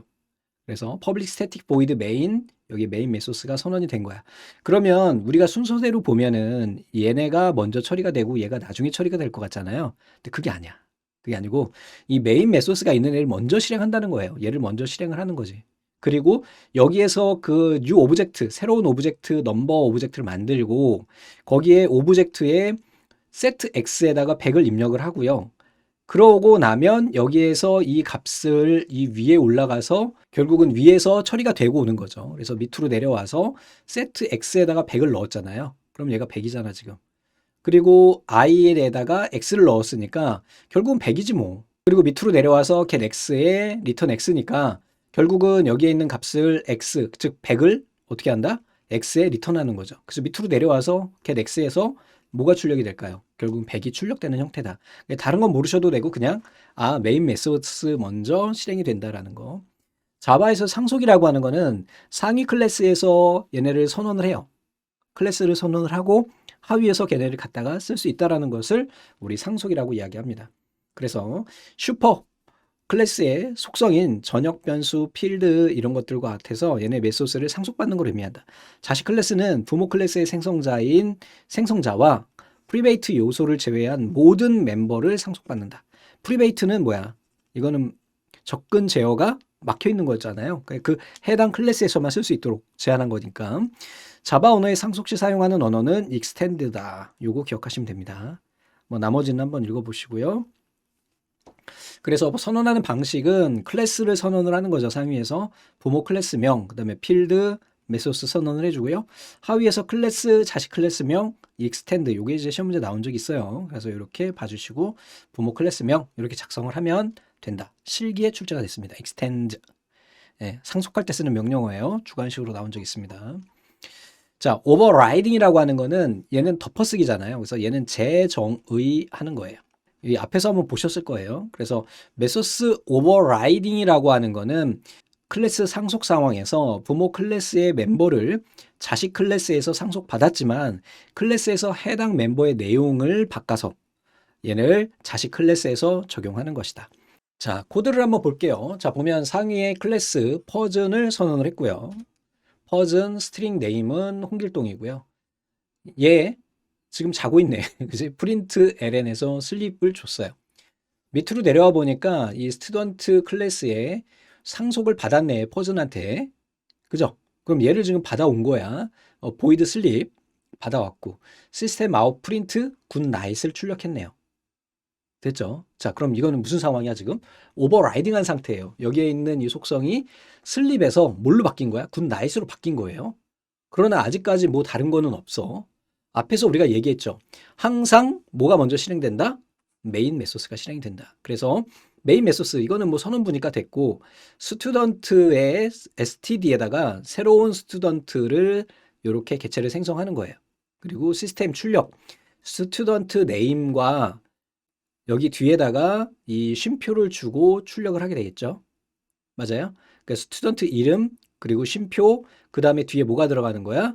여기에 나오는 슬립이요. 그럼 상위에서 이미 지금 이 슬립이라고 하는 애는 상속이 되면서 어떻게 오버라이딩 돼서 굿 나잇이 됐죠. 그럼 여기에서 뭐가 출력이 돼요? 바로 굿 나잇이 출력이 되게 된다. 자, 자바라고 하는 언어는 객체지향 언어다. 추상화, 상속화, 다형성 이런 아이들의 특징을 갖는다. 개념적인 내용이죠. 자, 가바지 컬렉터는 C 언어에는 얘가 없는데요. 우리가 프로그래밍 하다 보면 메모리를 항상 리셋을 해줘야 돼요. 뭘 썼으면 걔를 초기화해줘야 되겠지. 변수를 썼으면 초기화한다든지 이런 작업들이 필요한데 이 자바에서는 그런 게 필요 없어요. 그냥 가베지 컬렉터가 알아서 그냥 지금 잔채구리, 지금 안 쓰고 있는 메모리를 정리해주는 그런 것을 우리 가베지 컬렉터라고 한다. 그래서 메모리를 정리해주는 역할을 한다. 훨씬 메모리 사용률이 높아지겠죠. 자, 자료의 기본형이에요. 그래서 우선 정수형을 한번 볼게요. 정수형에는 바이트, 쇼트, 인트, 롱 이렇게 나눠지고요. 바이트는 1이고 쇼트는 2고 인트는 4예요. 인트는 4예요. 자, 롱은 8이에요. 8이에요. 자, 실수형은 프로트가 4고요. 더블이 8이에요. 됐습니까? 요거 기억하십시오. C하고 비교해서 기억하시면 됩니다. 문자형은 그대로, 논리형은 1바이트. 자, escape sequence C하고 똑같아요. C하고 똑같아요. 접근 제어자, 요거 시험 문제 나온 적 있어요. 프리베이트는 공용이라는 의미죠. 그럼 누구나 쓸 수 있다는 얘기고, 프리베이트는 나만의 그런 의미가 있잖아요. 그래서 같은 패키지에 있는 객체와 상속관계에 있는 객체들만 허용하는 거고, 디폴트는 그냥 같은 패키지에 있는 객체들만, 프로텍티드는 현재 객체 내에서만, 기억하십시오. 자, 자바의 출력 함수예요. 시스템 아웃 프린트 ln은요 줄바꿈하는 거고요. 그 다음에 시스템 아웃 프린트 f, 얘는 반환 문자를 쓰는 거예요. f가 반환 문자는 C하고 똑같아요. 데시멀, 옥텟, 헥사, 플로트, 익스포넌트, 캐릭터, 스트링 이렇게 되는 겁니다. 자, 표준 라이브러리가 있어요. 자바 링, 자바 유틸, 자바 IO, 자바 넷, 자바 AWT 이런 종류들이 있다. 변수명은 C하고 비슷한데 얘는 달러를 같이 쓸 수가 있어요. 요거 하나 기억하시면 됩니다. C하고 마찬가지로 얘하고 쓸 수 없고요. 자, 연산자 우선순위는 C하고 비슷해요. 자, 이거 양수 음수라고 말씀드렸어요. 산술 연산자, 쉬프트 연산자, 관계 연산자. 됐죠? 자, 논리 연산자. 여기서는 비트 연산자가 하위에 있겠네요. 이 순서가 다르다는 거. 그 다음에 조건 연산자, 그 다음에 할당 연산자. 이렇게 구분된다라는 거. C하고 같기 때문에 넘어갑니다. 자, 오버로딩하고 오버라이딩 봤고요. 우리 오버라이딩 봤죠? 상속관계에서 사용한다. 재정의한다. 이렇게 기억하시면 됩니다. 한 가지 특징적인 거는 스태틱 메소스에서는 오버라이딩을 허용하지 않아요. 이 정적 메소스에서는 사용하지 않는다. 자, 추상 메소스는 자식 클래스에서 재정의해야만 사용할 수 있는 메소스를 의미한다. 이렇게 해서 한번 읽어보십시오. 얘네는. 출제된 적은 없기 때문에 간단히 봐주시고요. 자, 이어서 제어문입니다. 자, 제어문은 뭘 의미하는 거냐면 if 분기문을 의미하는 거예요. 그래서 단순하게 if문, 그리고 if else문, 그리고 if else if, 그 다음에 else문 이렇게 됩니다. 얘는 단순 분기, 이중 분기라고 할까? 두 개로 쪼개지는 거, 얘는 여러 개로 쪼개지는 거 이렇게 보시면 되겠습니다. 구조 방식 보시고요. 자, 사막 연산자 시험 문제 나온 적 있어요. 자, 물음표를 이용을 하는 거예요. 조건식 물음표 주고 참일 때, 거짓일 때 중간에 콜론. 즉 예를 들어서 빅은 A가 B보다 크면 A를 출력하고 그렇지 않으면 B를 출력한다는 거예요. 그래서 if문 대신 사막 연산자를 이용을 해서 우리가 처리를 해준다. 스위치 케이스 같은 경우도 분기문에 해당하는데 스위치 조건값이 있고요. 각각 케이스 값을 주는 거예요. 90점 이상, 80점 이상 뭐 이렇게 적용을 해서 넣을 수 있다는 거. 자, 오른쪽에 있는 문제 간단히 한번 볼게요. int 해가지고 다 정수형 변수 선언이 됐고 mx하고 nmn도 우리가 변수 선언이 됐어요. 자, mx 값에다 뭘 넣는 거냐면 a하고 b를 비교해서 a가 1이고 b가 2니까 얘가 작으면 b를, 얘가 크면 a를 이라 그랬잖아요. 그럼 결국은 지금 현재 a가 1이고 얘가 2니까 이거 조건이 맞잖아요. 참이니까 b를 출력하면 되겠네. b가 2잖아요. 그러면 현재 mx라고 하는 변수에는 2가 들어있는 거예요. 만약에 여기에서 mx는 1, mx가 1이면 얘를 출력하고 그렇지 않으면 얘를 출력하면 되겠네요. 그죠? 근데 지금 2니까 어때요 지금? b가 얼마야? 2고요. mx가 2죠. 얘가 더 작아요? 아니죠. 그럼 c를 출력하면 되죠. c 얼마예요? 3이요. 그래서 3이 출력되는 거예요. 아시겠죠? 요 구조. 자, 반복문이에요. while문하고 두 while문이 있는데 두 개의 차이점이 있어요. 얘는 한 번도 조건에 맞지 않으면 실행 안 돼요. 근데 얘는 적어도 한 번은 미리 실행을 하고 그 다음에 while문으로 들어가기 때문에 한 번은 실행이 돼요. 이 차이점 두 가지만 기억하시면 됩니다. 자, 포문은 그냥 반복이에요. 초기, 조건식, 증감식 이렇게 구조가 돼 있다는 거 봐주시면 되겠고요. 다음에 이제 스크립트 언어하고 파이썬이에요. 스크립트 언어는 일반적으로 그냥 스크립트가 뭐죠, 여러분들? 그냥 낙서하는 것처럼 막 써내려가는 거잖아요. 그지? 얘는 실제로 컴파일 과정을 거치지 않고 실행할 수 있는 그런 아이다. 스크립트 언어에 내장된 번역기에 의해서 자동으로 번역된다. 그리고 여기에서 이제 스크레이페라고 하는 애가 이제 시험 문제 출제가 됐는데 파이썬 기반의 웹 크롤러예요. 웹 크롤러 프레임워크다. 이렇게 기억하시면 됩니다. 자, 스크립트 언어에는요, 서버 측에서 돌아가고 있는 ASP, JSP, PHP, 파이썬 이런 아이들이 있고 얘네 세 가지는 특징이 있어요. 그래서 ASP는 MS에서 개발했고요. PHP는 리눅스에서 원래 돌아가요. 리눅스나 유닉스에서 돌아가요. 근데 지금은 이 ASP, MS 서버에서 ASP는 PHP든 다 들어가고요. 자바는 잘 아시다시피 얘는 버추얼 머신을 쓰기 때문에 여기저기 다 쓸 수 있어요. 그게 좋은 거지. PHP의 연산자는 뭐 그냥 한번 참고해서 보세요. 다 똑같기 때문에 웬만해선. 자, 파이썬은 인터프리터 방식의 객체 지향 언어예요. 인터프리터는 뭐야? 한 줄씩 번역해요. 자, 클라이언트에서는 자바스크립트, 즉 여러분들 브라우저에서 돌아가는 아이들, 또 비주얼 베이직 스크립트 이런 아이들이 있다라는 거 간단히 봐주시고요. 여기에 이 PHP의 그 연산자 출제된 적이 있으니까 기억하시기 바랍니다. 오른쪽에 문제가 있네요. 한번 보시고요. 자, 파이썬이라고 하는 거는 최근에 만들어졌어요. 그래서 91년도에 귀도 반 로썸이 개발한 고급 프로그래밍 언어예요.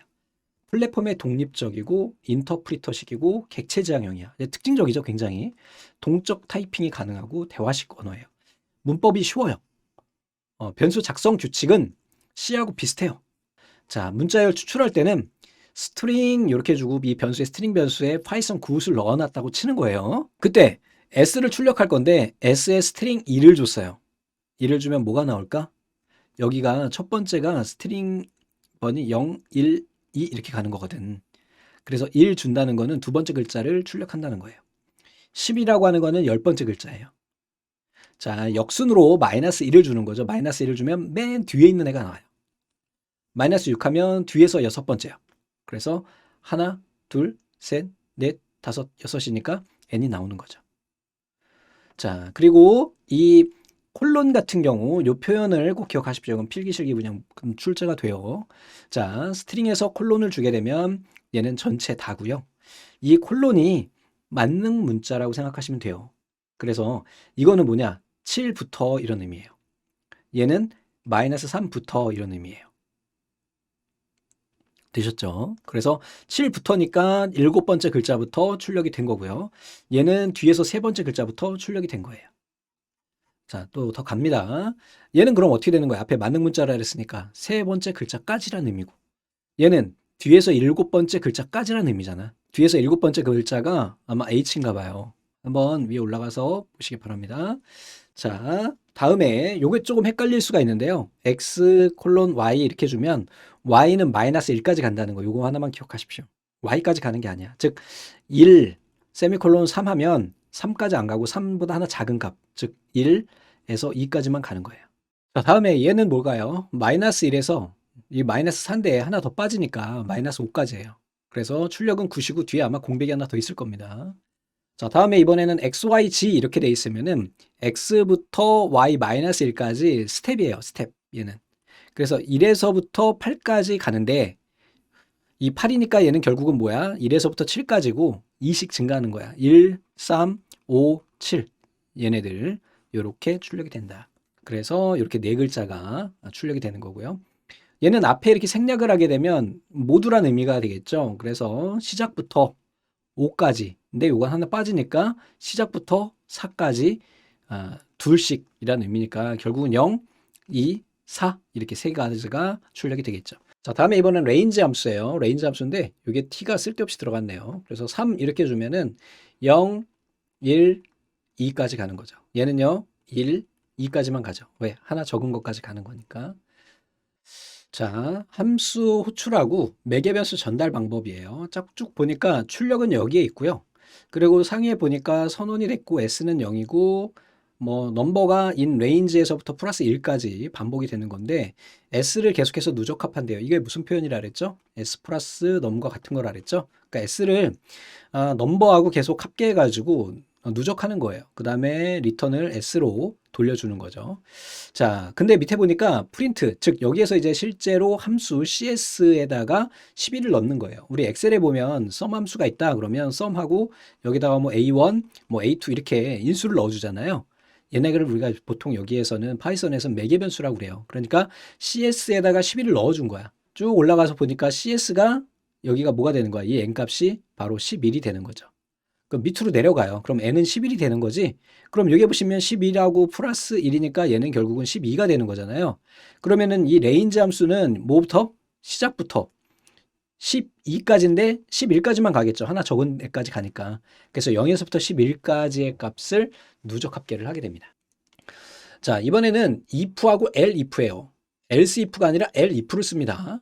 됐죠? 요것만 기억하세요.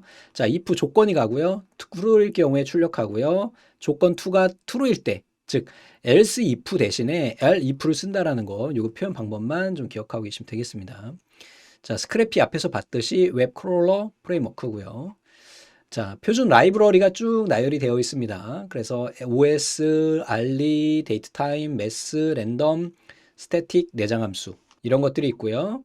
자, 뭐 우선 리스트하고 딕셔너리를 구분해서 볼 필요가 있기는 한데, 리스트라고 하는 거는 그냥 값을 나열하는 거예요. 배열처럼 값을 A, 뭐 B, C 이런 식으로 나열하는 거고, 딕셔너리 같은 경우는 표 형태로 하는 거예요. 그래서 키하고 베일류 값으로 선언을 해요. 그래서 이름, 그 다음에 전화번호, 생일 이런 식으로 선언을 하게 됩니다. 그래서 키 베일류 1, 키 베일류 2, 키 베일류 3 이런 식으로 가는 거죠. 그래서 딕셔너리를 이렇게 선언을 하게 되면 네임은 박씨고 전화번호는 얘고 벌스는 이렇게 되면 이러한 형태로 딕셔너리 정보가 저장이 된다라고 기억하시면 되겠습니다. 자, 여기까지 해가지고 프로그래밍이 끝났고요. 프로그래밍은 여러분들 솔직히 좀 여기 있는 거를 기본으로 해가지고 우선은 문제를 풀어보시고요. 응용되는 코드 문제는 나중에 기출문제 풀이에 가셔서 한번 살펴보시는 것이 좋을 것 같습니다. 자, 이어가지고 2부로 넘어가겠습니다. 2부는 운영체제에 관련된 내용이에요. 운영체제라고 하는 건 여러분들 사용하고 계시는 안드로이드, iOS 이런 걸 의미하고요. 평가 기준은 당연히 처리 능력이 좋아야 되겠고, 응답 시간은 빨라야 됩니다. 그지? 신뢰도 높아야 되고, 사용 가능도가 높아야 되겠죠. 이게 종종 출제되는 아이예요. 자, 운영체제 운영 방식에는 한 번에 처리하는 일괄 처리, 그리고 여러 개로 나눠서 처리하는 다중 프로그램, C분할은 시간을 쪼개서 사용하는 거. 여러분들이 지금 쓰고 계시는 컴퓨터가 세 가지 형태를 조합한 형태가 됩니다. 그래서 다중 프로그래밍, C분할, 다중 처리, 실시간 처리, 다중 모드, 분산 처리는 이름 그대로 되겠습니다. 운영체제 구성에는 제어 프로그램하고 처리 프로그램으로 되어 있어요. 즉, 제어하는 역할하고 처리하는 역할로 구분이 되고, 제어 프로그램은 감시, 작업, 데이터 관리 이렇게 됩니다. 그래서 감작대 이렇게 기억하시면 돼요. 감은 작대기로 딸죠. 감작대 이렇게. 그러니까 제어 프로그램이라고 하는 것 자체가 컴퓨터 내에 있는 다양한 것들을 제어하는 그런 역할이 있잖아요. 그래서 건설 현장에서 생각하시면은 감독관 역할이라고 생각하시면 됩니다. 그래서 감독관이 어떤 걸 하느냐 감시하고 있죠. 그 다음에 작업도 제어하고 있고요. 데이터 관리, 이거는 이제 자재 관리 이런 거 한다 이렇게 생각하시면 편할 것 같고요. 처리 프로그램은 실제로 얘네가 어떤 작업을 하는 거예요. 그러니까 공사장이다 그러면 실제 인부분들이 되겠죠. 예를 들어서 뭐 벽돌 쌓는 사람들이 따로 있고, 또 도면 보는 사람들이 따로 있고, 그리고 뒤에서 이게 서포트 해주는 사람이 따로 있잖아요. 뭐 이런 역할을 하는 실제로 행동을 하는 그런 프로그램들이 처리 프로그램이고, 얘는 서무 넌 이렇게 기억하시면 됩니다. 언어 번역 프로그램에는 이거는 이제 앞에서 살짝 한번 봤었는데 인터프리터하고 컴파일러 이게 대표적으로 구분이 되고, 인터프리터는 이거는 동시 통역 이렇게 생각하시면 돼요. 동시 통역이고요. 그 다음에 이제 컴파일러 같은 경우에는 어떻게 볼 수 있냐면 외국에서 서적을 하나 사가지고 와요. 그럼 얘를 번역하죠. 그래서 번역서 이렇게 생각하시면 됩니다. 그래서 여러분들이 책을 읽을 때 만약에 두 개를 다 이제 책이 있다고 했을 때 어떤 게 보기가 편할까요? 아무래도 번역서가 낫겠죠. 전문가가 문법이고 그다음에 뭐 현재 뭐 유행어도 쓸 수 있고 막 이렇게 해서 좀 정제화된 형태로 문법 구조도 맞춰고 이렇게 해서 볼 수 있는 것이고, 동시 통역 같은 경우는 그냥 핵심 포인트만 지금 바로바로 알려주는 형태가 되잖아요. 그래서 앞에서 우리 스크립트 언어 이야기할 때 인터프리터라는 얘기를 했었죠. 그래서 한 줄 단위로 하고요. 얘는 전체적으로 이제 다 확인을 해요. 그 다음에 그 단위를 뭐라고 하냐면 바로 컴파일이라고 이야기를 하고, 여기서 이제 목적 프로그램을 만들어요.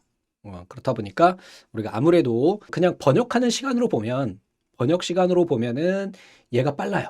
대신에 얘는 느리죠. 대신에 실행 시간 내가 뭐 책이다 그랬을 때 잘 읽히는 책이 얘가 되겠죠. 얘는 잘 안 읽히겠고 뭐 이러한 내용이 되겠고요. 그다음에 이제 유마스크는 이제 리눅스하고 유닉스에서 사용하는 그 파일 권한에 관련된 부분이에요. 그래서 이 R이라고 하는 것이 뭐가 되냐면은 read, write, execute예요. 그래서 각각 소유자, 그룹, 사용자별로 이 권한을 설정할 수 있는 건데, 이 권한 변경은 뭘로 쓰냐면 chmod라고 하는 명령을 이용을 해서 우리가 사용을 하게 돼요. 그래서 얘네 다 더하면 얼마죠? 7이죠. 그래서 보통은 777 이렇게 주게 되면 모든 권한이 있는 거고요. 이 중에서 만약에 7, 여기 X 하나 빠지면 6이잖아요. 이렇게 6 하게 되면 사용자의 실행 권한이 해제가 된 상태가 되는 거예요. 뭐 이런 것을 우리가 이야기한다 이렇게 보시면 되겠고요. 그 다음에 이제 리눅스의 로그 파일의 종류가 있어요. 로그 파일이라고 하는 건 기록을 남기는 거잖아요. 그래서 U 템포레이트, W 템포레이트, B 템플레이트 이렇게 되어 있어요. 그래서 U 같은 경우는 유저, 사용자고요. W 같은 경우는 로그인, 로그아웃 어떤 시스템에 부트된 상태, 지금 웨이크업 하고 있다 이렇게 생각하시면 돼요. 웨이크업, 일어났느냐. 그 다음에 B 같은 경우는 실패한 로그인 정보를 가지고 있는 거죠. 요거 기억하고 계시면 좋을 것 같습니다. 자, 프로세스 관리예요. 프로세스라고 하는 거는 컴퓨터가 처리하는 작은 단위를 의미해요. 그래서 얘네를 뭐라고 하냐면 실행 중인 프로그램을 프로세스라고 이야기하고 실행 가능한 PCB를 가진 프로그램을 이야기한다. 이 PCB는 바로 뒤에 나오게 되니까 프로세서가 할당되는 실체고 프로시저가 활동 중인 것이고 비동기적 행위를 일으키는 주체가 프로세스가 됩니다. 자, 프로세스 제어 블록이 이제 PCB가 되고요. 운영체제가 프로세스를 관리하기 위해서 프로세스의 중요한 정보를 저장해 놓은 곳이 바로 프로세스 제어 블록 PCB예요. 그래서 프로세스가 생성될 때마다 이제 고유의 PCB가 생성이 되고 이게 또 소멸되면 같이 소멸되는 그런 형태가 되겠고요. PCB에는 어떤 게 들어가느냐? 현재 상태, 그리고 우선순위, 자원 정보, 그리고 CPU, 레지스터 정보 이런 것들이 들어가게 됩니다. 프로세스 상태 전이에요. 얘도 이제 종종 출제가 되는데 맨 처음에 이제 프로세스를 생성해요. 그러면은 처리하기 위해서 CPU에서 처리하기 위해서 준비를 하고요. 그리고 여기에 디스패치라고 하는데요. 디스패치가 배치예요. 그러니까 말 그대로 할당하는 거죠. CPU에 할당을 해서 실행을 하고요. 만약에 실행 중에 외부에서의 어떤 인터럽트가 발생을 하면 다시 블럭이 걸려서 대기 상태로 오게 됩니다. 그리고 이제 모든 일이 중간에 끝나게 되면 다시 준비 상태로 올라가게 되고 종료되게 된다. 이게 좀 이따 이제 우리 인터럽트에 대해서 보게 될 텐데 어떤 프로그램이 실행 중에 인터럽트가 발생을 하면 잠깐 중지했다가 다시 실행을 하거든요. 그걸 이야기한 거다. 그리고 여기에서 이제 시험 문제 나왔던 것들은 여기 나오는 이 디스패치와 이 블럭 요거 두 가지 기억하시면 됩니다. 그래서 디스패치라고 하는 거는 내가 처리할 거 CPU에 할당하는 거고 그다음에 블럭이라고 하는 거는 실행 중에 중단되는 거예요. 이게 뒤에 가서는 얘를 우리 인터럽트라고 배우게 될 거예요. 자, 스레드라고 하는 거는 프로세스를 좀 더 작은 단위로 쪼갠 거다. 이렇게 생각하시면 돼요. 그래서 시스템의 여러 자원을 할당받아서 실행하는 프로그램의 작은 단위를 의미한다. 이렇게 좀 쪼개주게 되면 하드웨어나 운영체제 성능과 운영체제의 처리율을 향상시킬 수가 있어요. 그래서 한 개의 프로세스는 여러 개의 스레드를 가질 수가 있고요. 스레드에는 커널과 사용자 스레드 두 가지로 구분이 됩니다. 자, 쭉 내려가서 병행 프로세스, 우리 데이터베이스에서의 병행 제어하고 비슷하고요. CPU가 여러분들은 지금 여러 가지 작업을 동시에 하고 있다고 생각하는데 CPU는 코어 하나에 동일 시간에 하나의 작업만 할 수 있어요.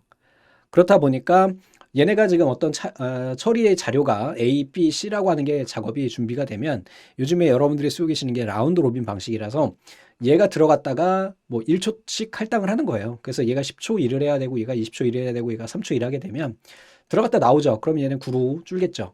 그 다음에 얘가 또 들어갔다 나와요. 그럼 얘가 19로 되겠고 얘가 들어갔다 나오면 2만 남겠고 이런 식으로 해서 계속해서 돌아가면서 작업이 되게 되는데 이렇게 A가 들어갔다가 나와야 되잖아요. 그죠? 이게 나와야 다음 L을 같이 처리를 하는 거예요. 근데 이거를 보통은 30억분의 1초 단위로 쪼개서 작업 처리를 하기 때문에 우리는 느끼지 못하는 거죠. 그래서 이거를 어떻게 하면은 저 A, B, C를 순서대로 할지에 대한 것이 이제 프로세스 스케줄링이 되는 거고 병행 프로세스는 쟤네들을 어떻게 하면은 충돌 안 나게 만들 수 있을까에 대한 그런 거죠. 우선은 첫 번째 이제 임계 영역이라고 하는 얘기가 있는데 크리티컬 섹션 이 안에서는요. 여기에 이제 이게 크리티컬 섹션이에요. CPU에 자원을 할당받는 이 구역이라고 한다면 여기에서는 뭐다? 동시에 누군가 들어갈 수가 없어요. 하나만 들어갈 수 있는 거야. 그래서 어느 한 시점에 하나의 프로세스가 자원 또는 데이터를 사용하도록 공유된 영역이 되는 거죠. 그래서 하나만 들어갈 수 있다. 상호 배제는 여기에서 이 A, B, C가 서로 이 안에 들어가려고 할 때 하나의 프로세스가 있을 경우에는 다른 애들은 배제가 되는 거예요. 들어가지 못하는 거예요. 비슷한 개념이죠. 자, 동기화 기법에는 이제 세마포어라고 하는 기법하고 모니터라고 하는 기법이 있어요. 모니터라고 하는 거는 내부 데이터를 직접 확인하면서 보는 거고 이 세마포어는 P하고 V 요거 예전에 많이 출제됐었는데 우리 그 기차역에 보면 이렇게 두 가지가 있고 이게 막대기가 있죠. 이렇게 해가지고 막대기가 이쪽을 가르쳤다가 또는 뭐 이쪽 아래를 가르쳤다 이렇게 되죠. 그래서 뭐 통과, 뭐 중지, 뭐 이런 식으로 해가지고 두 가지가 왔다 갔다 이렇게 하는 거, 이걸 우리가 보통 세마포라고 이야기를 해요. 그래서 프로세스가 지금 기차가 지나가고 있으면 그 길로 가라, 아니면 야 가지 마라, 이렇게 막아주는 역할을 하는 그런 걸 이야기하겠죠. 그래서 이렇게 세 가지가 병행 제어 기법이 되겠고요. 이런 병행 제어가 제대로 되지 않으면 발생하는 게 바로 이제 교착 상태예요. 자, 이 교착 상태는 뭘로 볼 수 있냐면, 우리가 이제 도로가 있으면 이렇게 교차로가 있을 거예요. 그러면 이 중앙에서 교통사고가 난 상태죠. 그러면 차들이 이쪽으로도 못 가고 이리도 못 가고 이리도 못 가고 완전히 막혀버리는 이 상태를 교착 상태라고 하고요. 발생 조건에는 상호 배제, 점유대기, 비선점, 환영대기 이런 애가 있고요. 중요한 거는 이제 비선점인데, 이 선점이라고 하는 것이 여기에 교통사고 난 거를 헬기가 와가지고 이 차를 뺀다든지 이렇게, 선점이라는 게 뭐냐면 이렇게 교통사고가 났을 때 여기에 있는 프로세스들을 모두 중지시킬 수 있는 기능을 선점이라고 해요. 비선점은 얘네를 치울 수 없는 상태가 되는 거죠. 그지? 그러니까 예를 들면은 레카가 이쪽으로 와야지 얘네를 끄집어낼 거 아니에요. 근데 비선점은 레카가 들어오지 못하는 상황, 이런 상황이 비선점이 된다. 이거 하나 기억하시면 되겠고요. 그래서 이제 얘네를 해결할 수 있는 방법은 미리 예방하는 방법하고 피하는 방법하고 발견하는 방법, 회복 방법 이런 게 있고요. 여기서 가장 중요한 거는 이제 회피예요. 회피는 피하는 거죠. 어떤 게 있냐면은 얘는 은행가 알고리즘이에요. 은행가 알고리즘은 여러분들 우리 그 은행에서 대출 받으려면 뭐가 있어요? 예, 신용도라는 게 있죠. 신용 점수라고 하는 게 있죠. 그래서 또 아파트 같은 경우에 뭐 DTV인가 뭐 아무튼 뭐 그런 그 제한이 있잖아요. 그런 제한을 미리 두고 그게 안 되면 아예 접수조차 받지 않는 거예요. 어떤 내용인지 아시겠죠? 이게 바로 은행가 알고리즘이다. 그래서 미리 피하는 거야. 안 될 놈은 제끼는 거죠. 우선 미리 그냥. 자, 인터럽트 나왔어요. 앞에서 이제 우리 스테이트에서 잠깐 블럭이라고 하는 단위가 있었는데 어떤 거냐면 A라고 하는 프로세스가 쭉 진행 중에 갑자기 야 내가 더 급해 라고 하면서 팍 들어오는 거예요. B라고 하는 애가. 그럼 A라고 하는 애는 잠깐 다른 곳에 기록이 남게 돼요. 잠깐 요 상태가 되는 거지. 지금 1부터 만약에 100까지 해야 되는데 50에서 중단됐어. 그러면 50에 중단된 위치를 기록하고 B를 쭉 처리해가지고 B가 다 완료가 돼요. 엔드야. 그러면 다시 여기에서 50부터 시작해가지고 A가 처리가 되는 이러한 형태. 즉 어떤 프로세스가 중간에 럽트가 뭐야? 깨지다라는 의미죠. 치고 들어가서 깨지는 거야. 새치기를 했다고. 새치기가 가능하다는 얘기예요. 그래서 인터럽트라고 하는 것은 새치기다. 이렇게 생각하시면 됩니다. 자, 인터럽트 종류에는 외부 발생, 내부 발생, 소프트웨어 인터럽트 이렇게 세 가지가 있고요. 자, 외부 인터럽트는 여러분들 가장 대표적인 게 전원이 나가는 거죠.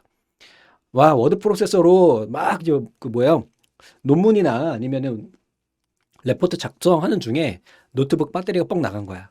어떻게 이런 상태가 외부 인터럽트고요. 내부 인터럽트는 어떤 오류에 의한 거예요. 여기 보시면 오버플로우 또는 언더플로우가 발생하거나 불법적인 명령이 실행됐거나 이런 어떤 내부적인 오류 때문에 발생하는 거고, 소프트웨어 인터럽트는 여기에 명령 수행에 있어서 발생하는 경우예요. 그래서 슈퍼바이저 콜도 여기에 해당하는데, 슈퍼바이저 콜은 누구야? 바로 우리 사용자가 되겠죠. 여러분들 윈도우 사용하다가 컨트롤 알트 델 딱 누르는 상태 있죠. 이게 바로 소프트웨어 인터럽트에 해당해요. 자, 그러면은 이런 프로세스 스케줄링이 교착 상태 발생하지 않도록 잘 해야 되거든요. 그죠? 그리고 효율적으로 잘 돌아갈 수 있게 해주는 게 바로 프로세스 스케줄링이 되겠고요. 스케줄링에는 크게 두 가지가 있어요. 비선점하고 선점형이 있어요. 자, 비선점은 뭐라 그랬어요? 교통사고가 났을 때, 예를 들어서 여기서 교통사고가 났을 때 이 갓길 있잖아요.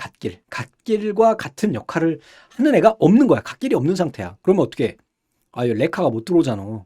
근데 갓길이 있으면 레카가 와서 끄집어 갈 수 있죠. 요게 바로 선점형이에요. 또는 선빵치다 이렇게 기억하시면 돼요. 선점이라고 하는 거는 선빵이에요. 선빵. 누군가가 화장실에 들어가서 안 나와요. 그럼 문 열고 발로 뻥 차가지고 어떻게 내쫓고 내가 들어가서 화장실에 쓸 수 있는 이러한 상태를 우리 선점형이라고 한다. 지금 우리가 배우고 있는 거는 비선점이니까 안에 일진애가 화장실에 들어있는 거야. 그럼 나는 들어가서 뭘 할 수가 없잖아. 그지? 이런 상태를 의미하는 겁니다. 즉, 한 번 순서가 결정된 아이는 그거를 끝날 때까지 다른 애들은 기다려야 돼요. 제일 먼저 나오는 게 P4예요. 다른 말로 First Come, First Service, FC, FS라고도 해요. 같은 표현입니다. 먼저 들어온 놈을 먼저 처리하는 거예요. 그 다음에 쇼자 퍼스트는 짧은 놈한테 먼저 우선권을 주는 거예요. 이 중에서 제일 짧은 놈, 이놈. 그러면 대기 시간이 줄게 되니까. 그 다음에 이제 HRM 같은 경우는 얘는 우선순위 계산식을 쓰고요. 얘가 시험 문제에 연락이 자주 출제가 됩니다. 어떻게 기억하셔야 되느냐? 공식이 요거예요.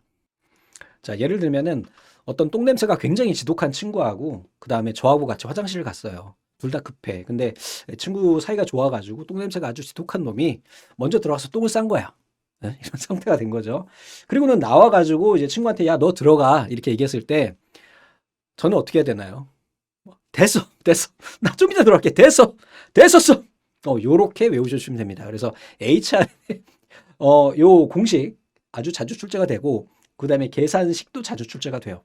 요거 기억해 주시고요. 아, 여기에서는 뭐야? HRN으로 해가지고, 여기에서 계산되는 작업 순서에서 우선순위 값이 가장 큰 걸 먼저 처리를 해요. 여기에서 지금 C가 제일 크죠? 그럼 C를 제일 먼저 하는 거예요. 그 다음에 3, 그 다음에 2, 그리고 이 녀석, 이 순서대로 우리가 하게 된다. 공식이 자주 출제가 되고 계산하는 문제도 종종 출제됩니다. 여기에 예제 문제 보이시죠? 야, 됐어! 이렇게 기억하시면 됩니다.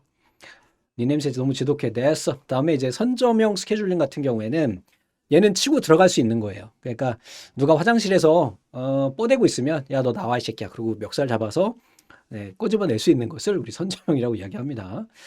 대표적인 게 여러분들이 지금 쓰고 계시는 이제 RR. 대표적인 안드로이드나 뭐 다 요즘 쓰는 아이들은 다 이 라운드 로빈이에요. 그래서 주어진 시간을 할당을 하고요. 그 할당 시간에 처리가 되는 거죠. 그래서 시그널 시스템에 우리가 사용이 된다. 우리가 쓰고 있는 거는 시그널 시스템이다. CPU의 시간을 할당해서 쓴다. 이렇게 기억하시면 되겠고요. 얘는 shortest remaining time이에요. 아니, 쇼자 퍼스트하고의 차이가 뭔가요? 이렇게 생각하실 수 있는데 쇼자 퍼스트는 애초에 잡이 짧은 애를 먼저 우선순위를 줘요. 그죠? 근데 SRT 같은 경우는 현재 시각, 지금 프로세스를 하고 있는 과정 중에 잔여량이 제일 짧은 애를 권한을 주는 거예요. 아시겠죠? 얘는 시점에서 시작 시점이고요. 얘는 현 시점이에요. 그래서 프로세스가 그 잔여량이 계속 바뀌잖아요. 아무래도 내가 지금 처리해야 되는 일들의 경중이 다르다 보니까 얘네가 자꾸 바뀌거든요. 그때 바꿔줄 수 있는 거고, 다단계 Q하고 다단계 피드백 Q는 우선순위에 따라서 얘를 주는 거예요. 상위, 중위, 하위 이런 우선순위에 따라서. 자, 그 다음에 이번에는 멀티플 프로세서 스케줄링이에요. 이거는 뭐냐? 여러분들 지금 쓰고 계시는 거죠. 뭐 멀티 프로세서, 즉 CPU 하나에, 예전에는 CPU 다이 하나에 코어가 하나만 있었어요. 이렇게. 근데 지금 제가 쓰고 있는 아이는 코어가 지금 총 몇 개냐면 6개인 것 같아요. 요렇게 6개. 네, 그래서 지금 동시에 6개 작업을 처리할 수 있는 거예요. CPU 하나에다가 이 물리적인 장치 하나에다가 이런 코어를 여러 개 넣어가지고 쓰는 거를 멀티 프로세서라고 이야기한다. 얘네를 처리할 수 있는 AI는 바로 이제 비대칭 방식하고 대칭 방식이 있다. 간단히 봐주시고, 이 병렬 컴퓨터에 대한 거 예전에 많이 출제가 됐었거든요. 그래서 얘는 싱글 인스트럭션, 싱글 데이터 스트림이에요. 하나의 명령어를 하나의 데이터 스트림으로 처리하는 거고, 얘는 하나의 명령을 여러 개 데이터 스트림으로 나누는 거고요. 얘는 여러 개 명령어를 하나의 데이터 스트림으로 처리하는 거예요. 데이터 스트림을 우리 CPU라고 생각하시면 돼요. 얘는 내가 처리해야 될 데이터가 되는 거고요. 그래서 멀티플 인스트럭션, 여러 명령어를 여러 데이터그램에 처리하는 것. 현재 여러분들이 지금 쓰고 계시는 그런 형태가 되겠죠. 자, 이번에는 기억장치예요. 기억장치에는 크게 두 가지가 있어요. 자, 주격장치와 보조격장치가 있고요. 주격장치는 또 크게 램이라고 하는 장치와 그 다음에 롬이라고 하는 장치가 있어요. 이건 이제 그냥 가장 기초적인 내용이 되는 겁니다. 자, 이 주격장치는 어떤 역할을 하냐면, 우리 컴퓨터가 있으면 맨 위에 CPU, 사람의 뇌와 같은 애가 있죠. 그 다음에 이게 뭐가 있냐면 바로 주격장치가 있어요. 보통 램이라고 이야기를 합니다. 램이라고 하는 애가 있고요. 그 다음에 여기에 뭐가 있냐면 바로 이제 SSD 같은 보조격 장치가 있죠.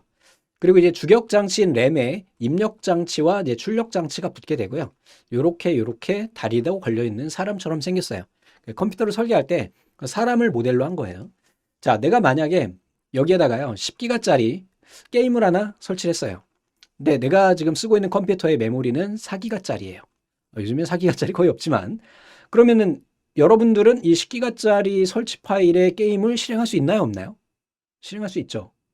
근데 원칙은 안 되는 게 맞아요. 왜냐하면 여기에 지금 주격 장치에 내가 실행할 모든 데이터를 다 얹어야 돼. 그러면 여기에 지금 4기가만 올라가고 6기가는 어디 가야 돼?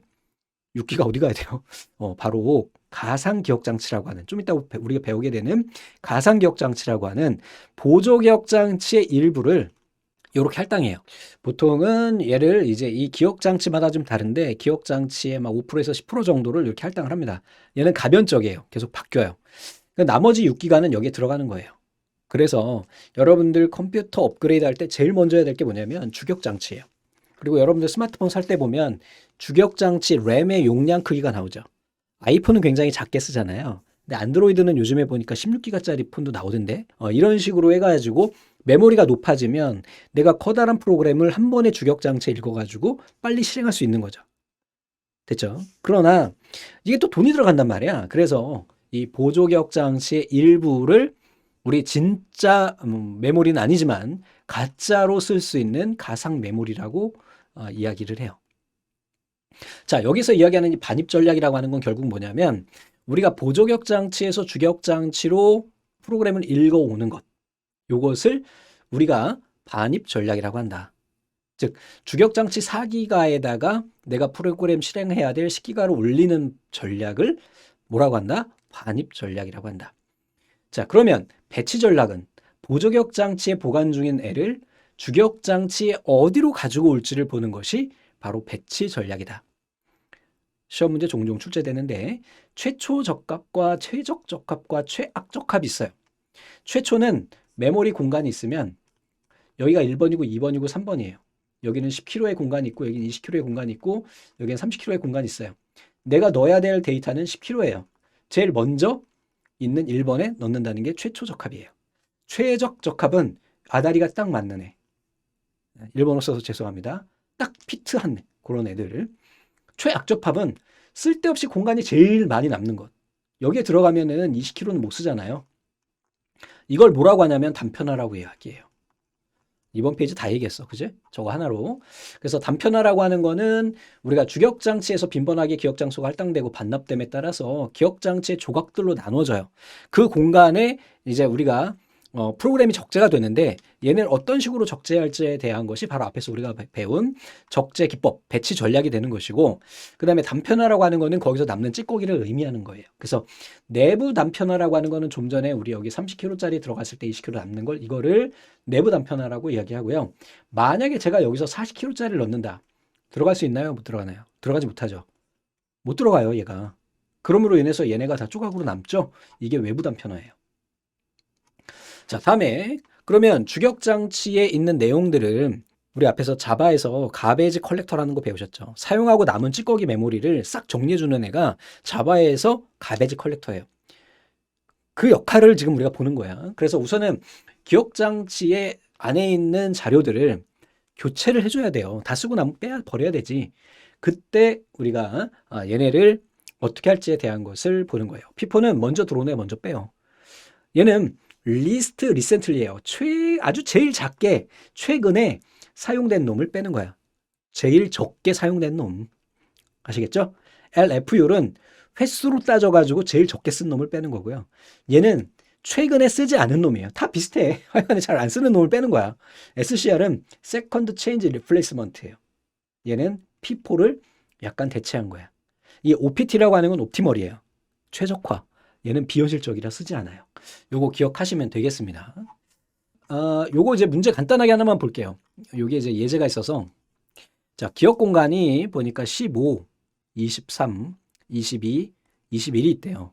여기 있을 때 배치 전략으로 퍼스트 핏이래요. 17kg를 적재할 경우 내부 단편화는 그랬어요. 자, 얘가 1번이죠. 여기는 아예 못 들어가요. 두 번째로 가요. 여기 들어갈 수 있네. 그지? 그럼 23-17은 어떻게 될까요? 여기에서 6이네, 6. 그죠? 6이 공간이 남겠네요. 그래서 6kg가 답이 되는 거예요. 어렵지 않죠? 빼기만 잘 하시면 돼요. 자, 이 가상 기억 장치도 앞에서 다 설명이 됐어요. 그래서 주기억 장치의 부족한 부분을 해결하기 위해서 나왔고요. 그러면은 이 가상 기억 장치는 좀 전에 우리가 이야기했듯이 이 램이라고 하는 애를 대체하는 거거든요. 얘는 칩 형태로 돼 있어요. 우리가 일반적으로 알고 있는 보조기억 장치 SSD도 칩으로 돼 있긴 한데 다르게 이해합시다. 하드디스크는 자기 디스크로 되어 있어요. 요즘에 하드디스크 아직 쓰시는 분들 계시니까. 자, 얘랑 저장 방식이 달라요. SSD도 저장 방식이 달라요. 그러면 얘네 지금 주격 장치에 올려야 될 거를 이런 쪽으로 보조격 장치의 일부분에 가상격 장치로 넣으려면 어떻게 넣을지에 대한 기법이 있어야 되겠죠? 그래서 그 내용을 페이지의 크기는 A4 용지 사이즈가 규격이 돼 있죠. 똑같은 크기로 쪼개는 거예요. 됐죠? 세그멘테이션은 그거보다 더 잘게 쪼개요. 그러면은 얘도 마찬가지로 단편화가 적겠죠. 자, 페이지 기법이라고 하는 거는 주격장치의 영역을 동일한 크기로 나누는 것이 페이지다. 이렇게 하는 것. 세그멘테이션은 다양한 크기로 나누는 거예요. 얘는 크기가 동일, 얘는 크기가 달라요. 이렇게 할 수 있다. 자, 구역성이라고 하는 애는 한 곳에 계속 CPU가 요청하는 거야. 어떤 데이터 하나만. 그걸 우리 구역성이라고 이야기합니다. 시간적으로냐 아니면 공간적으로냐. 워킹셋이라고 하는 건 그럼 이런 구역성이 있을 경우에 지금 자주 참조하는 애를 앞에서 본 것처럼 프로세스처럼 얘를 교체해요. 바꾸면 안 되잖아. 그지? 얘를 보관하고 있어야 되죠. 자꾸 찾으니까. 야, 반장 발표해봐. 그럼 반장은 항상 그 자리에 꽂혀 있어야 되는 거야. 맞아요? 걔네를 워킹셋이라고 이야기해요. 됐죠?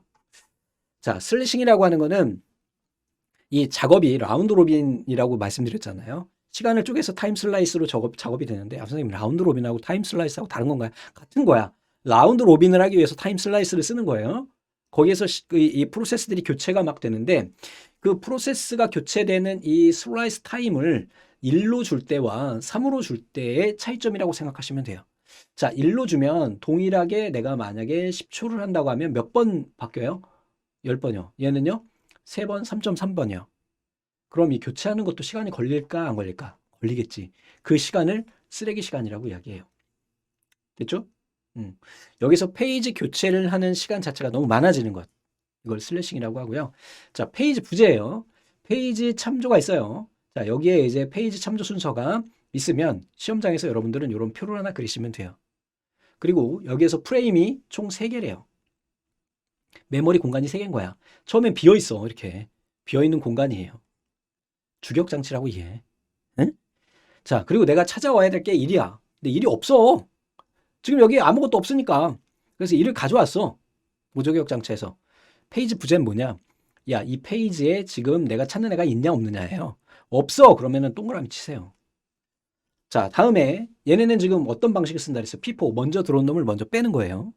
그러면 두 번째도 마찬가지로 없으니까 부재 발생하고요. 3도 부재가 발생해요. 그러면서 현 시점에는 어때요? 처음에는 비어있다가 1, 2, 3이 가면서 1, 2, 3이 차이워졌어요. 그 다음에 2를 다시 찾았어. 얘 뭐야? 기존에 있네. 부재가 안 일어나겠죠. 2번도 마찬가지로 얘 있네. 부재 없죠. 자, 4 딱 찾았는데 4가 없어. 그때는 어떻게? 제일 먼저 들어온 1을 교체하는 거예요. 그러면서 페이지 부재가 발생한 거고요. 그러면 현 시점에는 뭐가 들어있는 거예요? 4, 1, 3이 들어있는 거죠. 얘가 여기서 교체가 됐으니까. 자, 그 다음에 1을 딱 찾으려고 했더니 1이 없어. 여기서 두 번째 들어오는 놈 누구야? 2야. 그래서 얘를 교체해요. 됐죠? 2에서 1로 교체된 거예요. 그래서 1이 없었기 때문에 페이지 부재인 거야. 자, 2를 또 찾았는데 이 상황에 2가 없잖아요, 지금. 맞아요? 4, 1, 3이잖아. 그래서 그 다음에 들어온 세 번째를 교체해요. 당연히 없으니까 페이지 부재고 2로 교체가 됩니다. 자, 5를 찾았는데 없어. 마찬가지 얘도 여기서 교체가 되고 페이지 폴트가 발생해요. 요게 시험 문제 자주 출제돼요. 한번 직접 풀어보시기 바랍니다. 방법은 다 알려드렸어요. 자, 디스크 스케줄링이라고 하는 거는 이 하드디스크에서 내가 찾고자 하는 애가 요게 있다. 그랬을 때 얘를 어떻게 찾아갈 것인지에 대한 거예요. 그래서 여기 액세스 암이라고 그래서 센서가 달려 있고요. 얘가 요렇게 왔다 가면서 여기 트랙이 있거든요. 이 트랙을 찾게 돼요. 그래서 얘가 세 번째 트랙에 있는 거야. 그러면은 먼저 얘가 찍 움직여가지고 세 번째 트랙으로 이동을 해요. 그 다음에 얘가 어떻게 삥 돌겠죠. 돌면서 여기 있는 위치까지 오겠죠. 그지? 이렇게 찾아가는 방식을 의미하는 게 스케줄링이에요. 디스크 스케줄링. FCFS는요. 뭐예요? 먼저 온 놈을 먼저 처리해요. 그래서 대기열에 53, 90, 183 요거 세 가지만 해볼게요. 53 있으면 53이에요. 그 다음에 90으로 가요. 그 다음에 요청한 게 183이에요. 이렇게 가면 효율이 떨어지잖아. 맞아요? 그래서 나온 게 SSTF예요. 검색 시간이 짧은 애를 먼저 찾아요. 지금 내가 요청한 애들이 98, 203, 37 이렇게 쭉 나열이 되어 있어. 그러면 여기에서 제일 먼저 가는 애는 시작을 해야 되겠죠. 그리고 현재 위치가 53번이라고 그랬으니까 53번부터 시작하는 거예요. 53에서 가장 가까운 애가 누구죠? 여기에서 쭉 보니까 65인 것 같아. 그지? 이 간격이 지금 12밖에 안 되니까 67은 14니까요. 가까운 65, 그 다음에 65에서 가까운 67, 67에서 가까운 그 다음에 37, 37에서 가까운 14 이렇게 가요. 그리고 여기에서의 각각 이동 거리가 나오거든요. 이 이동 거리를 더하면 총 이동 거리가 나와요.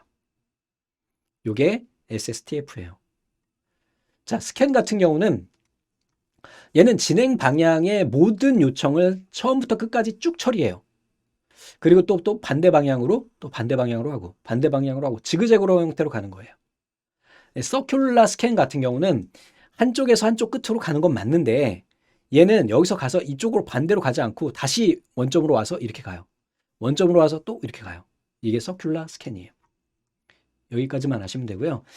에센바흐가 간혹 객관식으로 나오거든요. 얘는 헤드가 진행하는 과정 중에 각 실린더에 대해서 한 번의 디스크팩 회전 시간 동안만 입출력 요구들을 처리하는 거다. 즉, 한 회전 동안 서비스를 받지 못하는 요구들에 대한 처리는 다음으로 미루는 게 에센바흐 기법이다.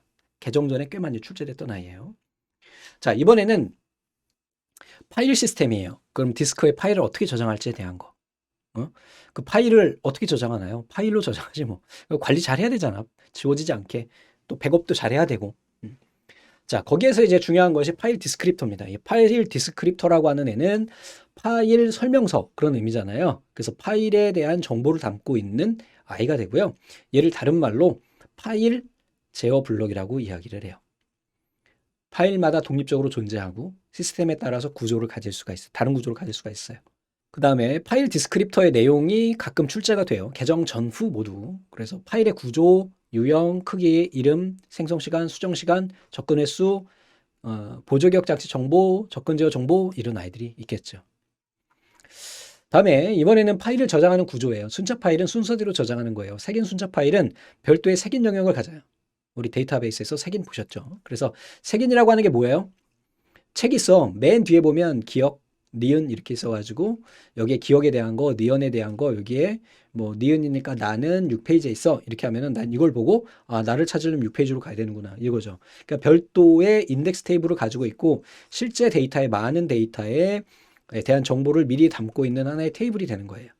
그래서 얘 구역은 기본 구역과 색인 구역과 오버플로우 영역이 있고 시험 문제 개정 전에 많이 나왔던 애는 바로 이 색인 순차 파일에는 오버플로우 영역이 있다는 거예요. 기본 구역은 레코드가 기록되는 실제 구역이고요. 색인 구역은 바로 이 부분. 그리고 오버플로우는 여기에서 찾고자 하는 애가 없을 경우에 얘를 처리하기 위한 거예요. 자, 디렉터리 구조도 간단히 한번 봐주세요. 최근에는 출제되지 않고 있어요. 자, 분산 운영 체제는 분산 DB하고 비슷해요. 이게 다중 처리기라고 하는 건 뭐냐? 멀티 프로세서죠. 어떤 하나의 큰 작업을 처리하기 위해서 CPU가 두 개가 동시에 작동하는 형태가 되는 거예요. 이걸 멀티 프로세서라고 이야기를 하죠. 그럼 멀티 프로그램은 하나의 CPU로 여러 개의 프로그램을 실행하는 거예요. 이게 CPU야. 프로그램을 여러 개 동시에 처리할 수 있도록 하는 게 다중 프로그래밍이에요. 여러분들은 지금 다중 프로세서, 다중 프로그래밍 둘 다 혼합된 형태의 시스템을 쓰고 있는 거예요. 그래서 얘네 연결하는 방식에는 시분할 공유, 크로스바 교환, 하이퍼큐브, 다중 메모리 포트인데요. 여기에서 시험 문제 나오는 건 이 하이퍼큐브예요. 10개 이상의 프로세서를 병렬로 연결하는 거야. 여러 개를 이렇게. 10개 이상을 병렬로. 이렇게 해서 처리하는 형태를 의미합니다. 그래서 연결점 계산할 때 사용하는 공식이 2의 n승계예요. 지금 하나, 둘, 셋, 4개니까 2의 4승계의 접점이 필요하다라는 거 계산하는 거 간혹 출제됩니다. 여기 보이시죠? 과거에 좀 나왔던 아이예요. 자, 다중처리기의 운영체제 형태가 있는데 대칭적으로 사용하는 경우. 그래서 모든 프로세서가 하나의 운영체제를 공유해서 사용하는 애. 주종 처리기 같은 경우는 주 프로세서만 운영체제가 수행이 되고요. 종 프로세서 같은 경우는 입출력 발생하면 주 프로세서한테 서비스를 요청을 하고 실제 처리만 하는 거예요. 그러니까 얘는 입출력을 수행하지 않는다. 분리수행은 나눠서 하는 거고요. 요게 종종 출제됩니다. 요거 두 개 구분하는 거. 자, 다중처리계는 약결합 같은 경우에는 둘 이상을 통신 링크를 이용해서 연결하는 거고, 간결합은 하나의 시스템 하드웨어를 제어해요. 그래서 쉽게 공유 메모리를 통해서 진행이 되고, 얘는 별도의 운영체제를 갖게 돼요. 간결합, 끈끈하다는 거죠. 분산 처리 시스템, 투명성, 우리 이거 데이터베이스, 분산 데이터베이스와 똑같아요. 사용자 입장에서 위치나 이주, 복제, 병행에 대한 거는 우리가 알 필요가 없다. 됐죠? 자, 분산 운영체제 구조도 별형, 링형, 다중버스, 계층 연결, 완전 연결 이런 종류들이 있다. 시험 문제 나오진 않고요. 다음에 이제 유닉스로 한번 넘어가 볼게요. 자, 유닉스라고 하는 거는 시분할 시스템에 우리가 사용이 되고 현재도 우리가 쓰고 있어요. 또 소스가 공개된 개방형 시스템이다. 트리 구조를 갖는다. 멀티 유저, 멀티태스킹 지원한다. 그리고 얘는 C로 개발이 됐기 때문에 C가 기본적으로 들어있어서 이식성이 높다. 다음에 유니스 시스템의 구성이에요. 우선은 첫 번째 커널이라고 하는 거는 얘는 제어 역할을 하고요. 얘는 뭘 역할을 하냐면 인터페이스 역할을 해요. 얘는 응용 프로그램이에요. 편의를 위한 프로그램들을 의미해요. 그래서 커널이라고 하는 것 자체가 유닉스 시스템의 가장 핵심적인 부분이 되는 거고, 프로세스 관리, 메모리 관리 이런 거 한다고요. 얘는 사용자가 명령 내리면 그 번역하는 역할을 해요. 자주 출제돼요. 종류도 C, bourne, con 이렇게 세 가지. 다음 중 유닉스의 쉘 종류가 아닌 것은도 출제가 됩니다.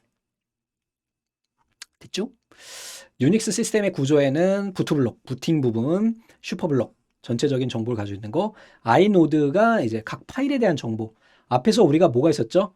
파일 디스크립션이라는 거 있었죠? 그래서 FCB라고 하는 파일 컨트롤 블록이라고 하는 애가 있었죠? 이게 바로 유닉스에서는 아이노드예요. 데이터 블록은 실제 데이터를 가지고 있는 부분이 됩니다. 자, 유닉스 명령어 간단하게 출제된 것만 볼게요. 이건 뭐 다 외우기 뭐해서 uname 하면 현 시스템 정보를 확인하는 명령어예요. 그래서 -a 이건 o를 의미합니다. 옵션이라는 의미고 모든 정보를 표시해요. 현 정보를 확인한다. 자, 프로세스 관련 명령어에는 여기 포크라고 하는 거는 새로운 프로세스 생성할 때 써요. 이것만 출제된 것만 기억하셔요. 네, 쭉 보고 그 다음에 파일 관련 명령어의 캣은 우리 메모장하고 비슷하다고 생각하시면 돼요. 메모장. 그래서 파일 내부 내용을 볼 수 있어요. 자, 유니스 환경 변수라고 하는 애가 나오는데 얘는 쉘이 프로그램 사이에 값을 전달해주는 역할을 하는 변수예요. 쉘이라고 하는 건 어떤 역할을 한다고? 사용자와 인터페이스 한다 그랬죠? 그때 값을 전달해주는 변수다. 환경 변수 관련 명령어에는 여기에 env, set, print env, echo, 그 다음에 set env 이런 아이들이 있다. 환경을 어떻게 할 것이냐? environment이잖아요. 그렇죠? 그런 개념으로 기억하시면 될 것 같아요. 자, 배쉬 쉘이라고 하는 거는 리눅스, 맥OS X 등의 다양한 운영체에서 사용되는 쉘 언어가 돼요. 간단히 보시고요. 네, 얘네도 그냥 보지 마십시오. 다음에 이제 네트워크로 가요. 이제 3보로 넘어가겠습니다. 자, 이번에는 이제 네트워크 쪽으로 가게 됩니다. 네트워크에서 OSI 7 레이어예요. 이제 OSI라고 하는 거는 개방형 시스템, 즉 인터넷을 의미하는 겁니다. 일반적인 네트워크 상태에서 통신을 연결하기 위한 규약이다. 이렇게 봐주시면 될 것 같고요. 얘네 이제 순서에 대한 거는 좀 이따 이제 보게 될 거고, 여기 이제 DPI라고 하는 애가 있어요. 얘 같은 경우는 OSI 7계층까지의 전체 프로토콜 패킷 내부의 콘텐츠를 파악해서 보안을 적용하기 위한 분석 기법이다. 즉, 딥 패킷 인스펙션이라고 하는 거죠. 인스펙션이라고 하는 거는 감사예요. 감사라고 하는 게 뭐예요? 자세히 들여다보는 거죠. 그래서 깊은 계층까지, 즉 7계층까지 모두 다 들여보는 패킷 분석 기술이다. 이렇게 보시면 되겠습니다. 자, OSI 7 레이어는 이렇게 연결이 되어 있어요. 그래서 하위에 물, 대, 네, 트, 셰, 표, 응. 이게 왜 전인데 트라고 하세요 하실 수 있는데 영어로 트랜스포트이기 때문에 그래요. 트랜스포트? 이 P인가 F인가? F가 맞죠? 트랜스포트 이렇게 되겠죠. 물, 대, 네, 트, 셰, 표, 응. 기억하시고요. 물리계층은 말 그대로 물리적인 연결이에요. 그래서 뭐 예를 들면 이런 거죠. 만약에 제가 인터넷을 개통해요. 요즘에는 광케이블 깔아주시더라고요. 그러면 그 전화국에서 저희 집까지 또는 전봇대에서 저희 집까지 광케이블을 이렇게 연결해 주겠죠. 이게 바로 이제 물리적 계층이 되겠고요. 그러면은 광 케이블에서 여기에 이 신호를 넣을 수 있는 전기적 신호가 들어가야 될 거 아니에요. 그죠?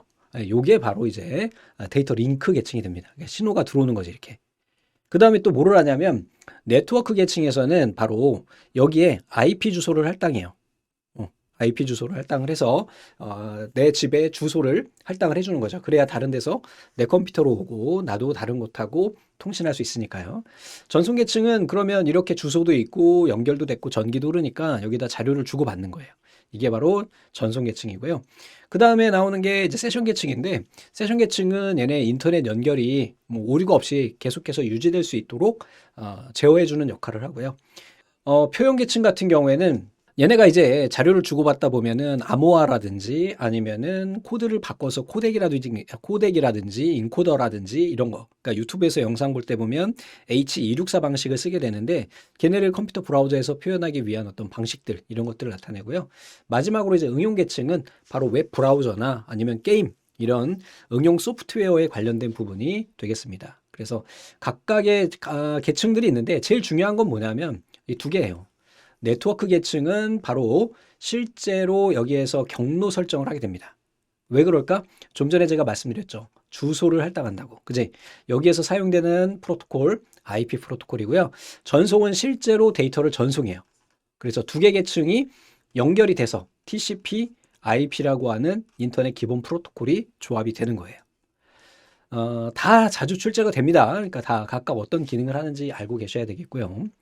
자, 응용 계층이라고 하는 건 앞에서 말씀드린 것처럼 웹브라우저나 이런 데서 돌아가는 HTTP나 파일 전송, 메일 전송, 원격 접속, DNS 이런 것들. DNS는 도메인 네임 서비스예요. 실제 컴퓨터의 주소는 IP 주소로 이루어져 있잖아요. 우리가 네이버 접속할 때 네이버 IP 주소로 접속하나요? 도메인 네임인 네이버.com으로 연결을 하잖아요. 이걸 연결해주는 중간 서버가 있거든. 걔 이름이 DNS예요. 통신사마다 다 있어요. 그래서 통신사마다 내가 여기서 주소창에다 네이버.com 딱 치면 DNS에 가서 DNS에서 실제 네이버 서버의 IP 주소로 연결을 해주게 됩니다. 얘도 응용 계층이 되고요. 자, 오류 제어 같은 경우는 자료를 주고받을 때 오류가 발생했을 때 어떻게 처리할지에 대한 거예요. 그래서 정지 대기는 여기서 내가 전송을 A에서 B로 전송을 해요. 그때 어떻게 하느냐? 딱 보내요. 그러면 B가 나 제대로 받았어 라고 이야기하면 그때서 보내요. 제대로 받았어요 라고 하는 정보는 acknowledge라고 하는 eck가 돼요. 또 다음에 또 나 잘 받았어 라고 피드백이 오면 그때 다시 보내고, 야, 나 잘못 받았어 라고 not acknowledge ACK가 나오게 되면 그때는 다시 전송을 하는 거죠. 좀 느리겠죠.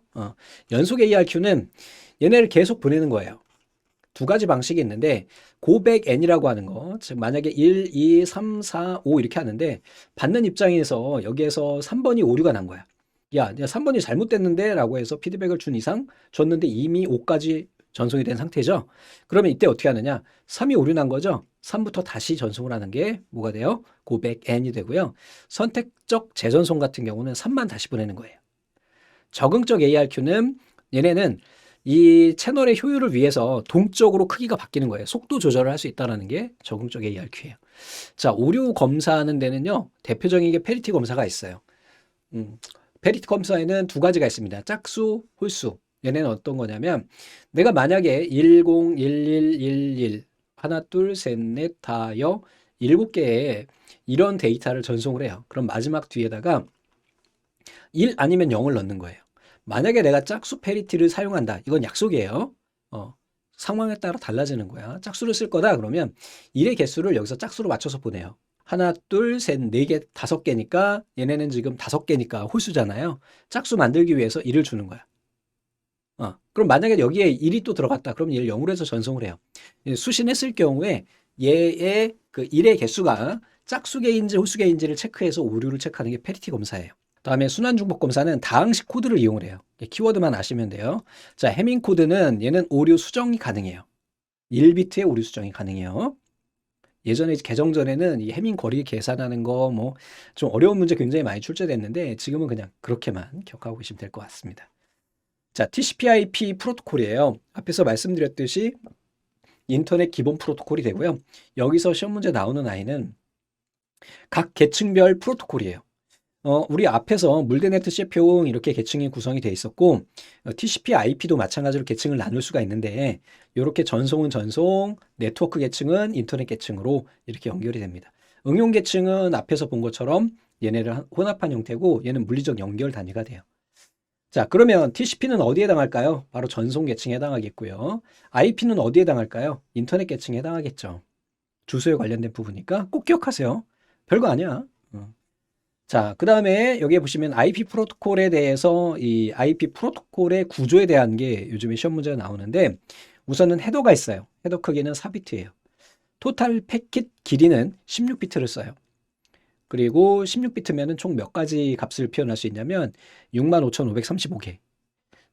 그리고 또 타임 투 리브 횟수를 제한할 때 사용을 해요. 자, TCP/IP 구조는 링크, 인터넷, 그리고 쭉 내려가서 전송, 응용 계층 이렇게 총 4개 계층으로 이루어지고 여기서 시험 문제 많이 나오는 거는 바로 여기 있는 인터넷 계층에서 우리가 사용되는 프로토콜이에요. 우선 IP는 뭐라고 그랬죠?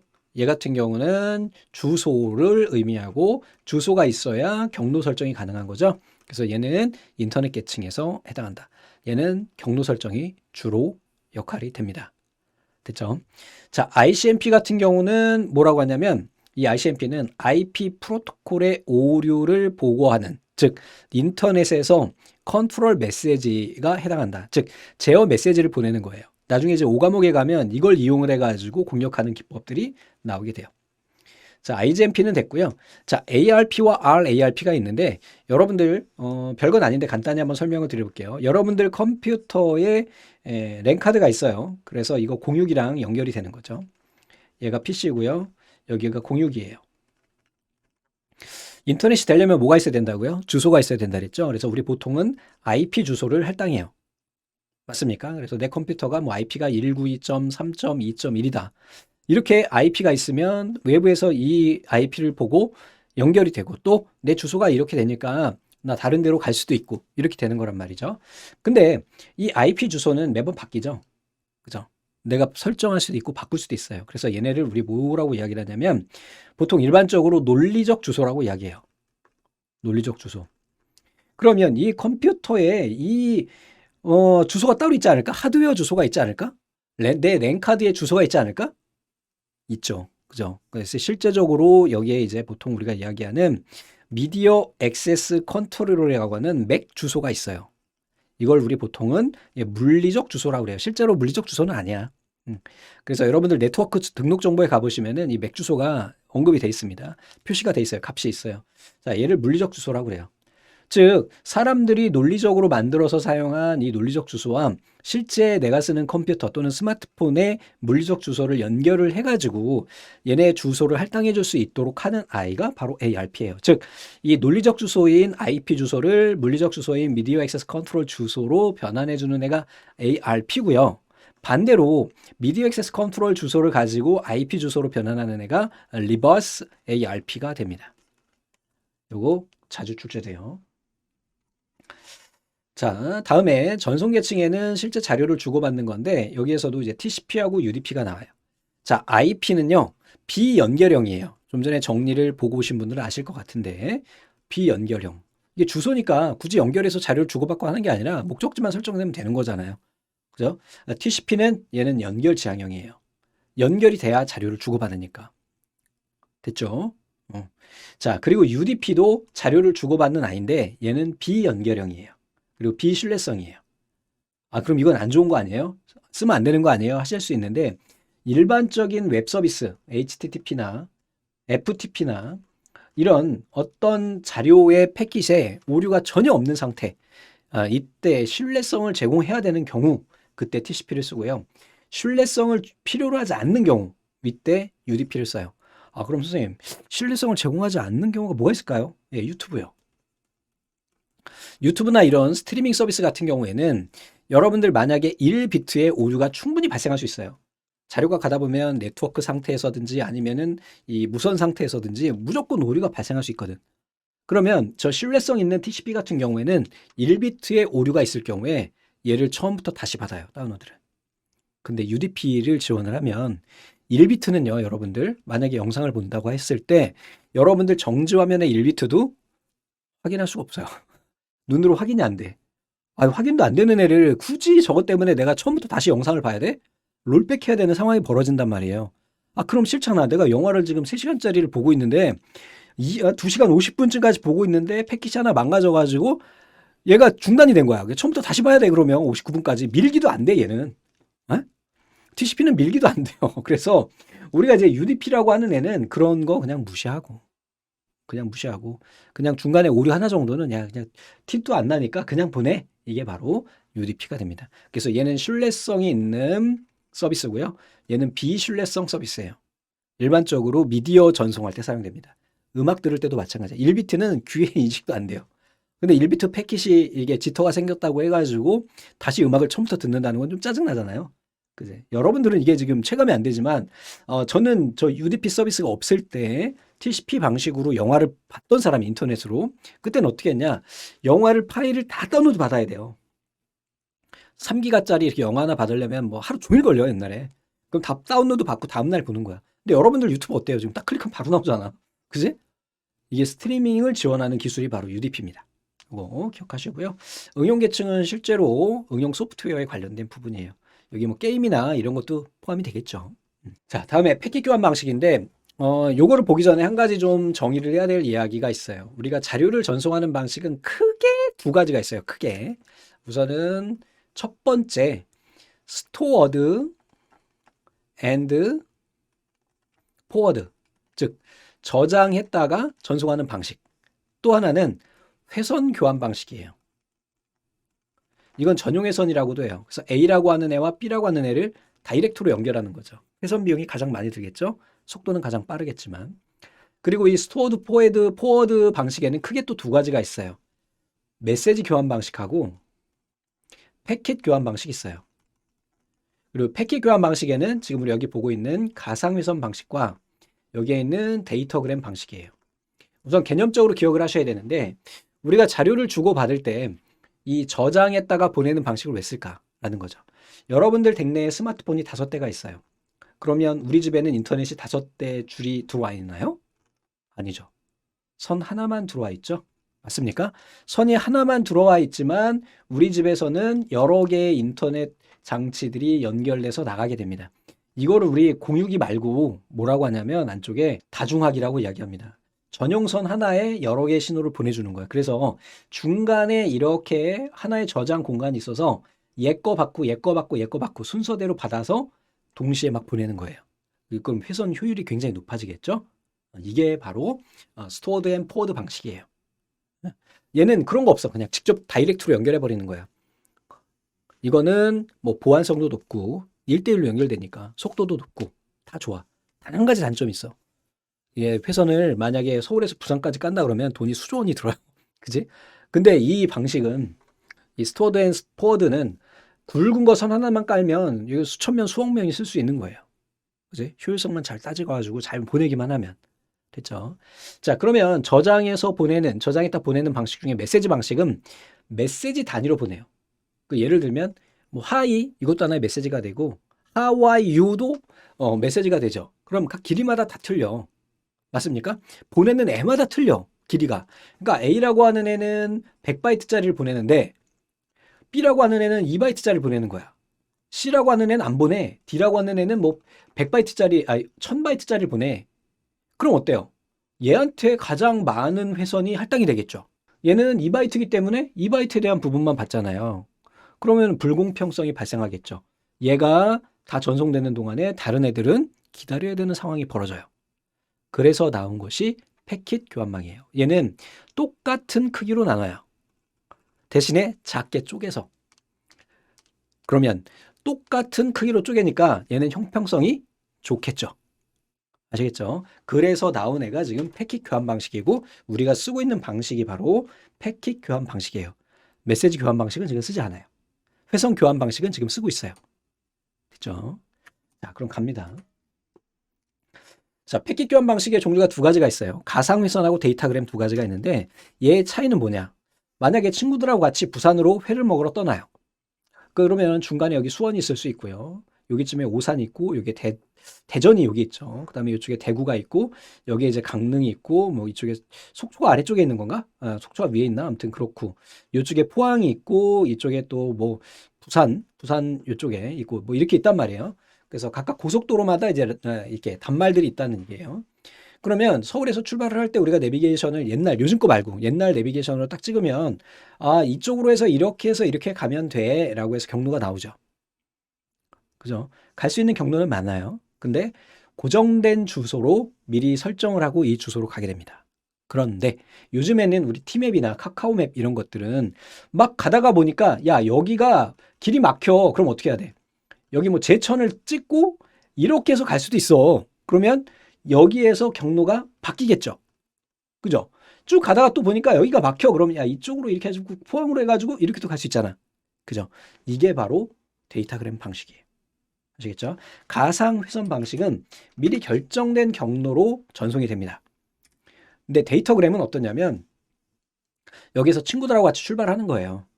내비게이션을 찍고 가상회선 같은 경우는 한 통로로 쭉 가지만 데이터그램 방식은 만약에 5대가 출발하면 5대가 다 다른 경로로 갈 수 있어요. 아시겠죠? 이렇게도 가고 이렇게도 가고 이렇게 가고.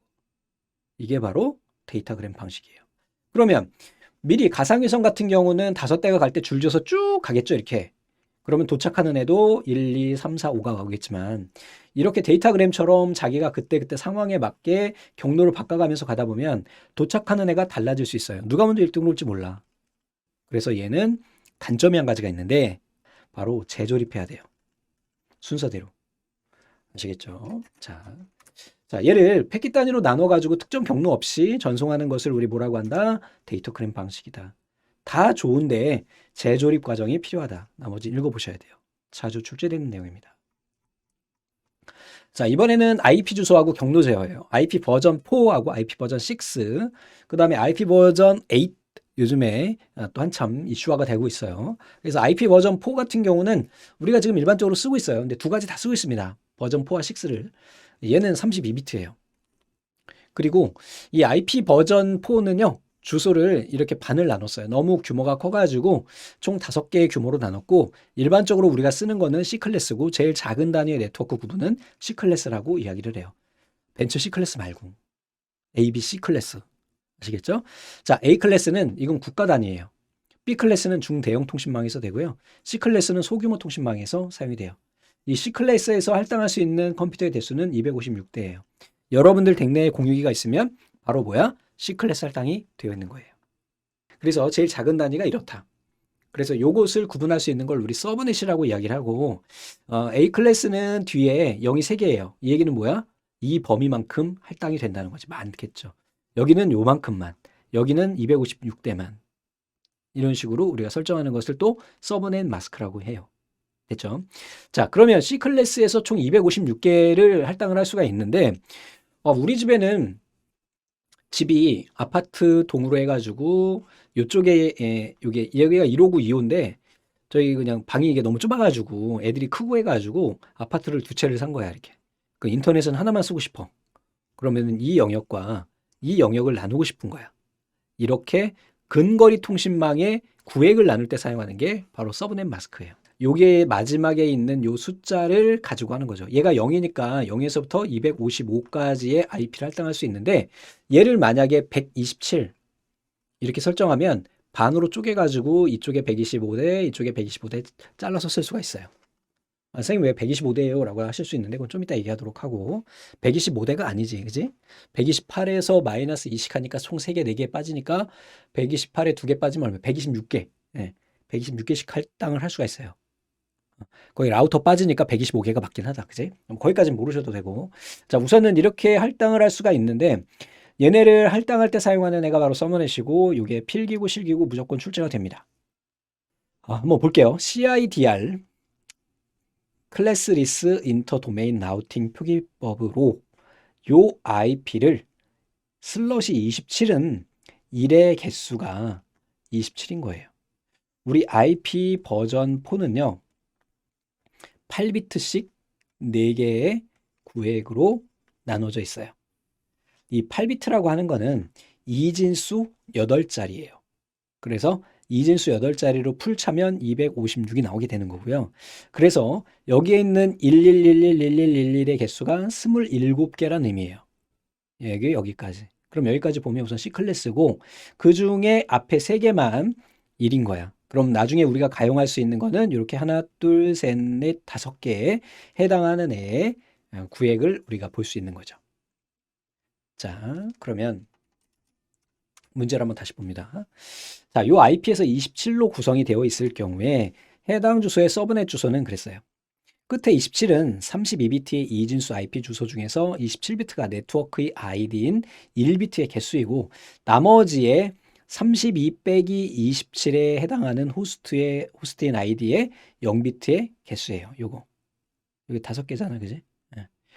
그럼 또 궁금하지? 아, 선생님 왜 256이라면 255예요? 하시는데 0부터 255 하면 총 경우의 수가 256이잖아요. 그러면 여기에 있는 얘네들은 10진수로 변환하면 얼마가 나올까? 하나, 둘, 셋, 뒤에가 5개라 그랬죠? 하나, 둘, 셋, 넷, 5개예요.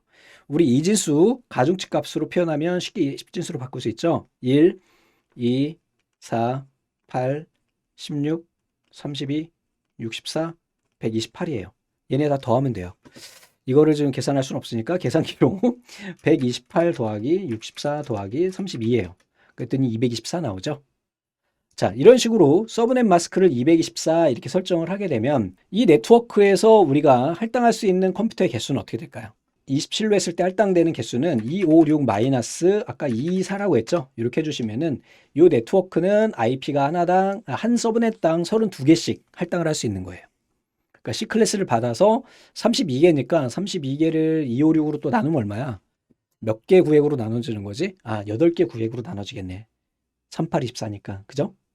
이렇게 하게 되면 C클래스 하나 받아가지고 총 8개의 근거리 통신망을 만들 수 있다. 이렇게 생각하시면 됩니다. 구획이 나눠져서 얘랑 얘랑은 다른 네트워크가 되는 거야, 다. 약간 어려울 수 있는데 요 뒤에 있는 요 값이 결국은 1의 개수다. 됐죠? 자주 출제됩니다. 자, IP 버전 6는 얘는 IP 주소 부족이 좀 생겨가지고 얘를 128비트로 늘려놓은 거예요. 되셨죠? 128비트로 늘려놨고 16비트씩 8개예요. 패킷 헤더는 40바이트고요. 얘의 장점은 뭐냐면 자주 나오는 거는 주소 체계는 유니캐스트, 애니캐스트, 멀티캐스트예요. 그리고 얘는 확장 헤더를 통해서 기능 확장이 용이하고 보안성이 강화가 됐어요. 멀티미디어 실시간 처리가 가능해요.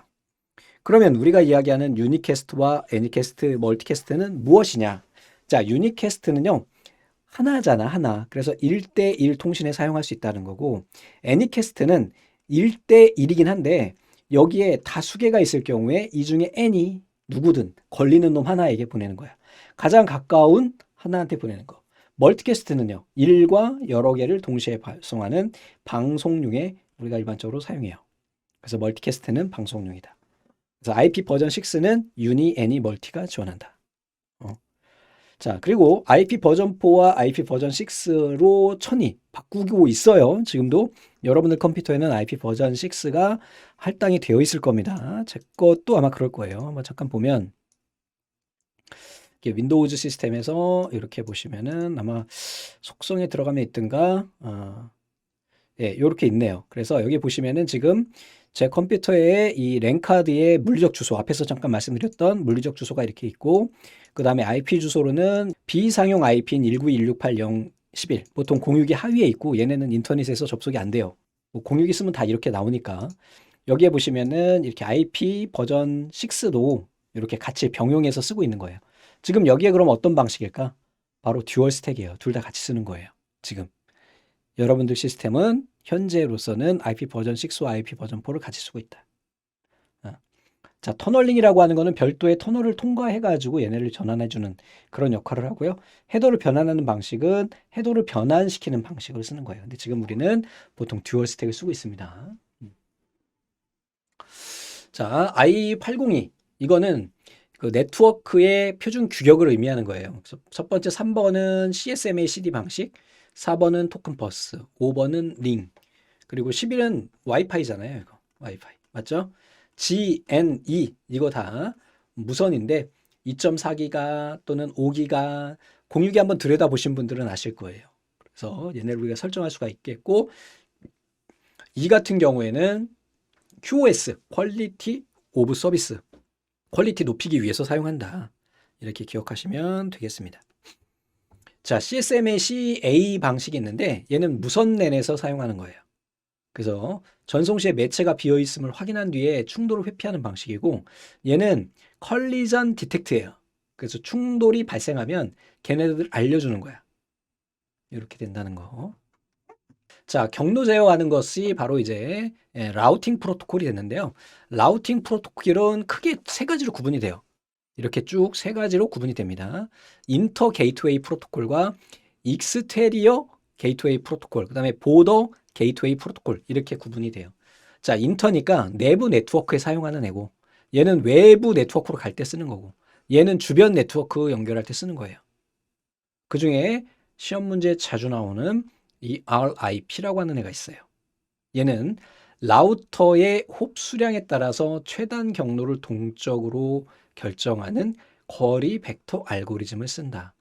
그래서 거리 벡터 알고리즘 나오면 RIP가 돼요. 됐죠? 얘는 링크 상태 라우팅 프로토콜이에요. 여기까지 두 개만 알고 계시면 돼요. 제가 전체적인 내용들에 대해서 쭉 한번 훑어드렸는데 다시 한번 말씀드리지만 꼭 옆에 있는 문제 풀어보셔야 되고요. 그 다음에 기출문제 키워드별로 검색하셔야 돼요. 잠깐 한번 보여드릴까요? 이 RIP에 대한 내용을 한번 두목내 문제은행을 통해 가지고 검색하는 걸 한번 보여드릴게요. 자, 그래서 두목넷에 오셔가지고 문제은행에서 보시면은 통합 검색 있어요. 여기에서 뭐 예를 들면 ARP 한번 검색해 볼까요? 그러면 여기에서 ARP 이렇게 검색해 보시면은 ARP가 나오는 문제들을 다 검색할 수가 있어요. 이렇게. 그러면은 관련된 문제를 한 번에 볼 수가 있겠죠. 좀 전에 봤던 이 802에 대한 것도 한번 검색해 볼 수 있는 거죠. 그래서 이렇게 해서 여러분들이 정보 처리 기사가 이것만 말고도 개정 전 기출 문제가 구분이 되어 있는데 이렇게 하셔가지고 802 이렇게 검색하시면 802에 대한 문제 기출된 아이들을 모두 다 볼 수가 있어요. 그러면 공부는 이렇게 하는 거죠. 그죠? 저는 키워드만 알려드리면 되고요. 나머지 살은 여러분들이 붙이시기 바랍니다.